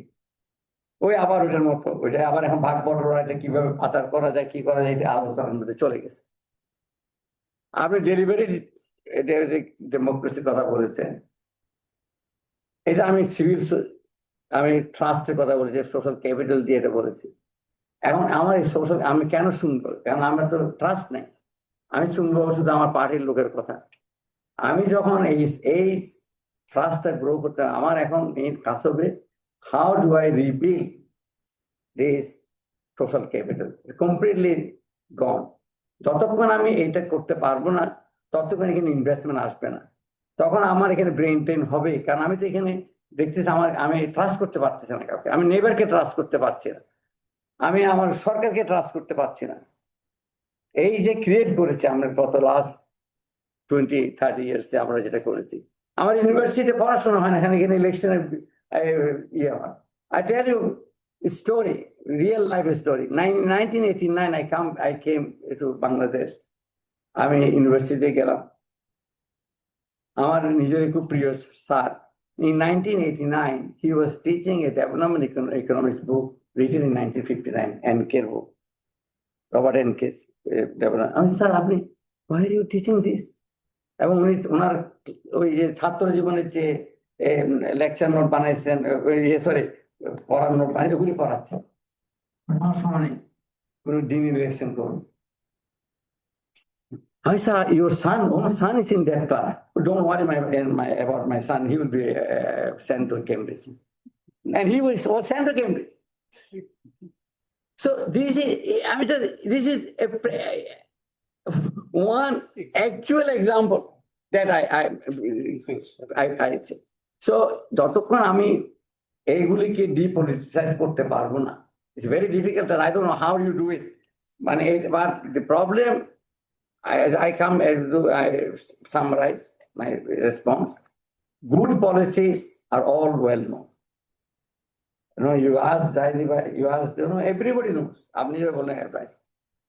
Why some countries can take them and why can't others? That's the point. That's the point. এখানে এখানে যখন আপনার ক্যাপাসিটি থাকবে, যখন আপনার এটা ভ্যাস্টেড ইন্টারেস্টের কাছে, Leicester থরোর famous book Rise and Fall of the Nations, when a small vested interest captures the state, that's it. Okay, that's thank you. This is the final message যেটা আমরা সবাই আর একটা কোশ্চেন ছিল আপনার কাছে স্যার, ডক্টর সেলিম রায় একটা question ask করছিল এটা Oh, right. Very good. Yeah. Thank you for reminding us. Yeah. Thank you for reminding. Thank you. Damn you do, damn you don't. আমরা যদি ওইখানে তখন করে না আসতাম, মানে ইউএস স্টেট পলিসি, তখন বলে, আপনারা এটা করে আসলেন না, আমাদের এই নতুন সরকারকে বিপদে ফেলাইছেন। কারণ ট্রাম্প তো জানে আমরা তখন ম্যানকে চিপানে কি বলে পড়ছে, মানে সে এখন ভিয়েতনাম সাইন করে ফেলছে, মালয়েশিয়া সাইন করছে, এখান থেকে ইন্দোনেশিয়া সাইন করছে, আমাদের এই রিজন থেকে। And if we came out without, I mean, just practical political economy বলছি, জিওপলিটিক্যাল ফার্মিদা জিওপলিটিক্সের কথা বলেছে, আমি জিওপলিটিক্যাল ফাঁদে পড়েছি। এখন এখানে বড় দাগের কথাগুলি বলি, বড় দাগের কথাগুলির মধ্যে ডিটেলে যাচ্ছি না। বড় দাগের মধ্যে আপনি এখানে একটা জিওপলিটিক্স আছে, আমার শত্রু তোমারও শত্রু হতে হবে, তাই তো? আমার এখানে ইন্ডিপেন্ডেন্স নাই, আমার সভারেনিটি, আচ্ছা ওটা মনে করেন নাই। এটা ছাড়াও কি আমরা কি ইউএসএ যদি বলে যে ভারত রাশিয়া থেকে তেল কিনেছিল স্যাংশন দেওয়ার পরে, ভারতকে পারছে উইথস্ট্যান্ড করতে আমেরিকাকে? This is Jio political reality. আপনি চুক্তি সাইন করেন আর না করেন, যদি ইউএসএ বলে যে তুমি এখান থেকে কিনতে পারবে না, আমি পারবো না। So you accept that geopolitical reality. Okay, বড় জায়গার কথা বলে বলছি। এখন আমার ইউএসএ, আমার এই গার্মেন্টস এর হচ্ছে একটা অলমোস্ট হাফ মার্কেট, এক্সাক্ট না, একটু লিটল বিট লেস আমার ইউএস, আমার একটা মার্কেট প্রোডাক্ট। ইউএস যদি বলে আমি তোমার কাছে গার্মেন্ট নেবো না, ওয়াই উইল ইউ স্ট্যান্ড? ও এলডিসি মানে নেই আগে থেকেই, আমি বলি ওর এলডিসি রেটের কোনো ফেসিলিটিস নাই। আচ্ছা, এখন আমাকে তো এগ্রিকালচার প্রোডাক্ট কিনতে হবে, এই যে সয়াবিন এটা ওটা কোনো না কোনো দেশ থেকে কিনতে হবে। এখন বলতে পারেন দাম বেশি পড়বে, দাম বেশি পড়বে না, কারণ ওরা ফার্ম সাপোর্ট দেওয়ার জন্য এগুলো এমনি নষ্ট করে ফেলে। If I have then policy leverage, আপনি বললেন, আমি বলি আপনি তো এগুলি পচাই ফেলতেন, ফালাই দিতেন সমুদ্রে, আমি কম দামে দেন আমাকে, লিভারেজ করতে হবে আমাকে, আমার তো কিনতে হবে, এখান থেকে কিনে আর ওইখান থেকে কিনে, এখান থেকে কিনলে আমার সুবিধা কি? ইউএস এর পলিটিক্সে farm lobby is extremely strong farm lobby. আপনি without spending a single cent, you are getting a lobby which will plead for you. So this is again creating leverage. And now how you use that leverage, so there's a বড় থাকে। এখন Boeing এর issue আসছে, আপনার দুইটাই source, either Boeing or Airbus, আপনার fleet expand করতে হবে। এগুলি সব এখনো আমাদের অনেক হাফ দি বিমানস আর লিস্ট এয়ারলাইন, এবং সব ভাঙা ভেঙে পড়ে যেতেছে। এখন আপনাকে রিনিউয়ালে যাইতে হবে। আপনি তাহলে দুই জায়গা থেকে কিনবেন, দামের দিক থেকে কোনো একটা ডিফারেন্স নাই। আপনি আফ্রিকার লার্জেস্ট এয়ারলাইন হচ্ছে ইথিওপিয়ান এয়ারলাইন্স, অল দেয়ার প্লেনস আর বোয়িং, নো আদার প্লেয়ার। কেন? সার্ভিসিং ইজিয়ার, সব এক জায়গা থেকে কিনলে একটু ডিসকাউন্ট পাওয়া যায়, নানা রকম। সো ওয়ান ইজ আমাদের একাডেমিক ডিসকাশনে আমরা বলতে পারি এটা সুবিধা হয় না, এটা হয় না, এটা হয় না, এটা academic discuss, which is fine. I have no objection. As an academic, I also oppose. But as a geopolitical reality, আমি এখানে আমি দুজনের বায়োগ্রাফির কথা বললাম। একজন হচ্ছে ভিয়েতনামের ট্রেড অ্যান্ড ইন্ডাস্ট্রি মিনিস্টার, আর একটা হচ্ছে কোরিয়ার ফাইন্যান্স মিনিস্টার। আমি লাস্টটা বলবো গো ক্যাং সুই, সিঙ্গাপুরের economic architect. Lee Kuan Yew, এরা সবাই কিন্তু ডাইহার্ড সোশ্যালিস্ট ছিল একসময়। তার বায়োগ্রাফির টাইটেল হচ্ছে ইন লিউ অফ আইডিওলজি। তার আইডিওলজি ছিল সোশ্যালিস্ট। এখন সে যখন গভর্নমেন্টে আসছে, he has to realise, and he was an academic, he was a doctor, London School of Economics, PhD করা economics-এ। So he has one hand as an economist, as an academic, as a politician, he was a socialist. But when he's in the government designing policy, he says in lieu of ideology. Thank you. Thank you very much. অনেক আচ্ছা, এখন ঠিক আছে আসান ভাই না পড়ো আমরা আমাদের মানে মেইন প্রেজেন্টার ফিচার প্রেজেন্টার উনি যেতে চান ওনার আরেকটা কমিটমেন্ট আছে, কিন্তু তার আগে আমাদের একটা ছোট্ট মানে ছোট্ট গিফট আপনাকে একটু দেবো। এটা একটু actually tomorrow I'm going to break so at around 2. If you I can come earlier if the crowd comes. Thank you. যদি গ্রহণ করেন আমাদের thank you thank you ধন্যবাদ। এটা আপনার পৌঁছে দেবেন, ঠিক আছে? তো আমরা একটু আলোচনা চালিয়ে যাই।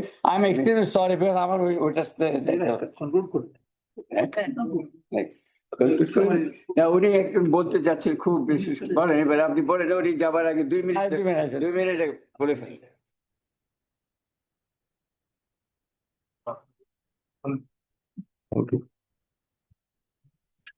স্যার আমি একটু বলি স্যার, সেটা হলো আপনি ইয়ে ফিল করেন না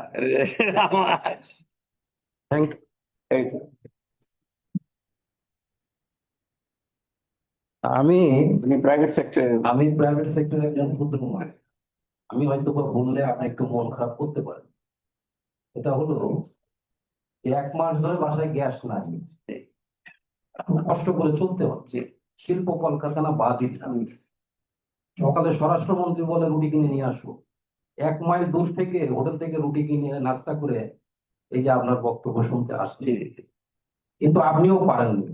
কারণ 5ই আগস্টের পরে আমরা মনে করছিলাম যে একজন ভগবান মাটিতে আসছে, উনি আসলে দক্ষিণ কোরিয়া ভিয়েতনাম হয়ে যাবে, কিন্তু উনিও লেজ গুটিয়ে চলে গেলেন আমাদেরকে অথই সাগরে পালাই রেখে। This is the reality.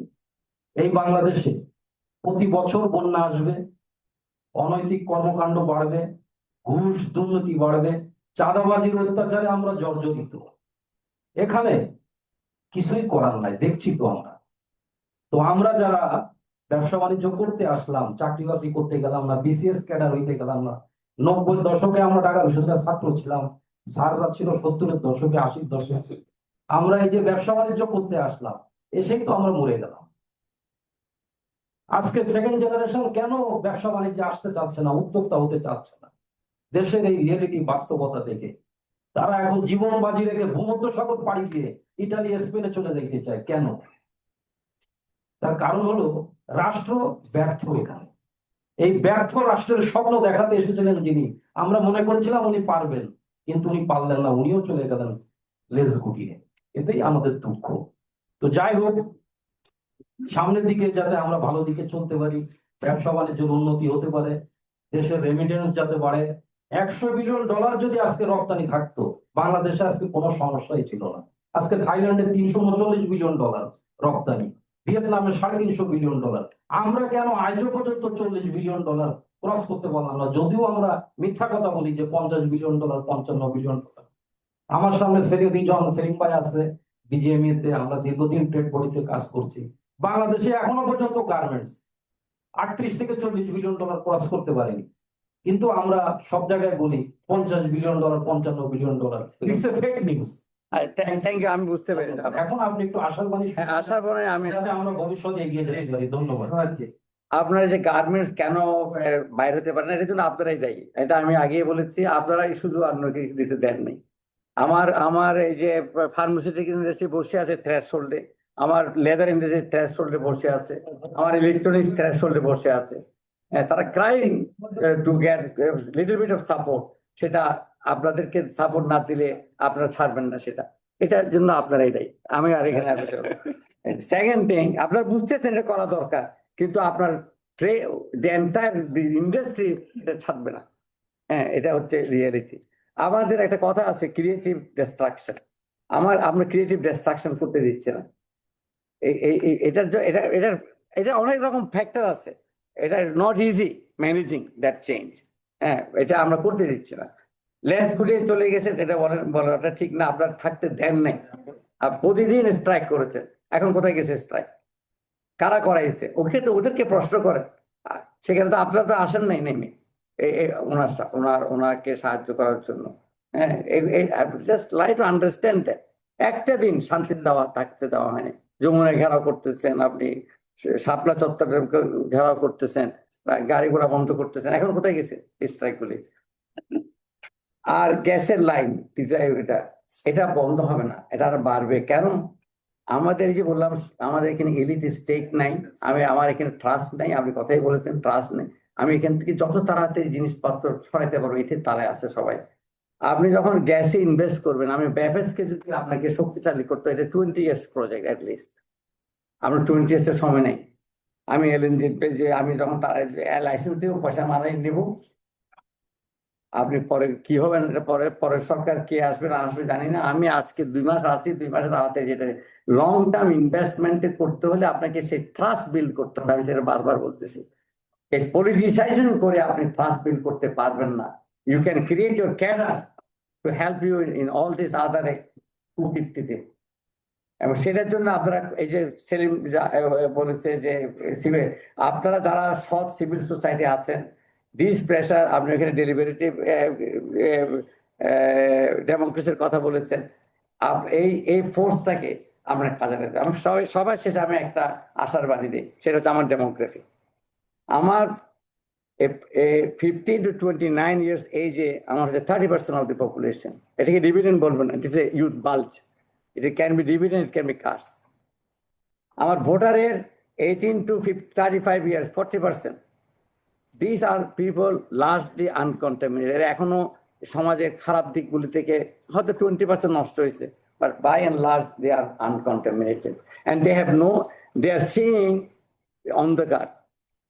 তারা এখন মাইগ্রেশন যাইতে পারবে না। এখন স্টুডেন্ট ভিসা পর্যন্ত কঠিন হয়ে গেছে। জিওপলিটিক্স, আহমেদের ঠিকই বলেছে। তাইলে এদের তো বাঁচতে হবে, এবং এরাই দেখবেন এক সময় বাঁচার পথ খুঁজে নেবে বাংলাদেশের জন্য, কারণ এদের তার কোনো পথ নেই। এরা আগে যে বাইরে মাইগ্রেশন কে চলে গেলেন, আর মাইগ্রেশন কটা লোক চাইতে পারে, এখন স্টুডেন্ট বিষয় পাচ্ছেন ওরা। তাহলে এই অবস্থায় আপনি সর্বশেষ কথা হচ্ছে আপনি আশা হারাতে পারেন না। আশা হারানোটা হচ্ছে আমাদের ইসলামিক পয়েন্টে হচ্ছে, সেটা হচ্ছে আপনার, আমি কিন্তু একটা প্ল্যান দিয়েছি, সেটা হচ্ছে বিএনসিসি কে এক্সপ্যান্ড করা। এবং সেটা কোরিয়া থেকে কি শিখতে পারি, তাদের কিন্তু কম্পালসারি ন্যাশনাল ট্রেনিং আছে, সিঙ্গাপুরের আছে, মালয়েশিয়ার আছে। আমরা কম্পালসারি করবেন না, কম্পালসারি করলে সবাই ভয় পেয়ে যাবে। আমি প্রোগ্রাম দিয়েছি, আমাদের কাজ করেছি, সেটা হাসান ভাই জানেন। Over 8 to 10 years, আমি about 80% of the cohort between age 18 year এবং 19 আমি বিএনসিসির আন্ডারে নিয়ে আসতে পারবো। তারা একটা ট্রেন ওয়ার্কফোর্স হিসেবে বের হবে, ডিসিপ্লিন। তারা শুধু লেফট রাইট করবে না, তারা অন্যান্য স্কিলও শিখবে। তারপরে দেখবেন এর মধ্যে half of these people will not go into the so-called universities. They will be self-employed. They will find their ways. এটা ন্যাশনাল ডিজাস্টারে কাজ করবে, ইমার্জেন্সিতে কাজ করবে। এটা একটা আরেকটা জিনিস আপনি কি শিখতে পারেন, আপনি বলেছেন পরীক্ষা থেকে, this is another thing you can pick up, meritocracy, bureaucracy you can pick up. How do you reconstruct this? Ziaur Rahman সাহেব করেছিলেন মেরিটোক্রেসি, ব্যুরোক্রেসি, উনি ইন্ট্রোডিউস করেছিলেন। সেটা 91 থেকে রিভার্স করে দিয়েছেন, এখন আরো ফাস্ট গতিতে রিভার্স হচ্ছে। এইগুলি কিভাবে আনা যায়? সিভিল সোসাইটির প্রেশার চালাতে হবে না, আর এই ইয়াং জেনারেশনের প্রেশার থাকবে। কারণ এরা কোথায় যাবে? এদের বাঁচতে হবে তো। দিস ইজ অ্যানাদার কমিটির প্রোগ্রাম, ওই ইন্টারিম গভর্নমেন্টের সঙ্গে আমরা করেছি। আমরা প্রফেসর ইউনূস সাহেব বিভিন্ন জায়গায় উনি ঘোষণা দিয়েছেন, ইট ওয়াজ এ ডিক্লেয়ার পলিসি। উনি সেনা দিবসে গিয়েও বলে এসেছেন। কিন্তু এটা কি এখন আমাদের কি এনাফ সময় ছিল এটা একটু চালু তো করে দিয়ে যেতে পারিনি? এটার জন্য যথেষ্ট রেজিস্ট্যান্স আছে। কারা রেজিস্ট করছে আমি এগুলো ডিটেলে যাব না। তো এটা একটা পথ আছে আপনার। এই ইউথ পপুলেশনটাই আপনার যদি আমি করতে, ওদের এক্সপেকটেশন আমি ম্যানেজ করতে না পারি। সেকেন্ড হচ্ছে আমার এখানে এটার সাথে যুক্ত হয়েছে আরবানাইজেশন। আরবানাইজেশনের ইস্যুটা it's not just habitat issue, যেখানে রাস্তাঘাট করতে হবে, নর্দমা করতে হবে, এটা না। Managing expectation. পল কেনেডির একটা বই আছে preparing for the 21st century সে একটা বলছে চ্যালেঞ্জ হবে যে urban how do you manage the urban population expectation there expectation different ওরা যে গ্রামে গঞ্জে থাকতো গ্রামে থাকতো পুরিয়াতে থাকতো ডিফারেন্ট এরা এখন all connected this people globally how do you manage এই যে এটার একটা প্রেশার আসবে আপনি দেখতেছেন ককরোচ পার্টি হচ্ছে এখানে হচ্ছে চেঞ্জি আপনি কি কোনো চিন্তা করছেন ইউএসএ তে পাবলিক ওপিনিয়ন এখন now 60 to 70% against Israel have you ever তো এগুলো সব ইয়াং জেনারেশন মামদানিকে ভোট দিয়েছে জুইস লোকরা এখন তারা বলেছে জুইসটা কি করে জুইস এদের এগেইনস্টে ভোট দেয় এটা সেলফ হেটার জুইস এখন নাম দিচ্ছে এদেরকে হ্যাঁ সো দিস ইয়াং জেনারেশন এই জন্য আশা হারানো কোরআন শরীফে বলেছে আমি ইসলামী কথা বলি এখন আমাকে জামাত বলবেন তো কোনো অসুবিধা নেই আশা হারানো ইসলামের কোন স্থান নেই আশা হারানো মানে you are not a believer কোরআনের আয়াত কোরআনে আবার একটা কথা বলেছে সূরা ইমরানের লাস্ট আয়াত 4টে ফর্মুলা দিচ্ছে আল্লাহ তাআলার success patience perseverance and Rabitu to watchful. Be watchful of the geopolitics and all this. Be watchful. And third, obviously, be conscious of God. Somebody is watching you as well. Be watchful, and somebody is also watching you.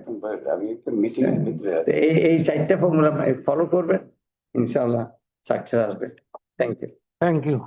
Okay thank you so much আমার মনে হয় এই আশাবাদ হয়ে আমার মনে হয় এই আজকের অনুষ্ঠান এখানে শেষ করি কারণ time has already run out thank you for all the arrangement I think আপনি you were provocative and আমাদের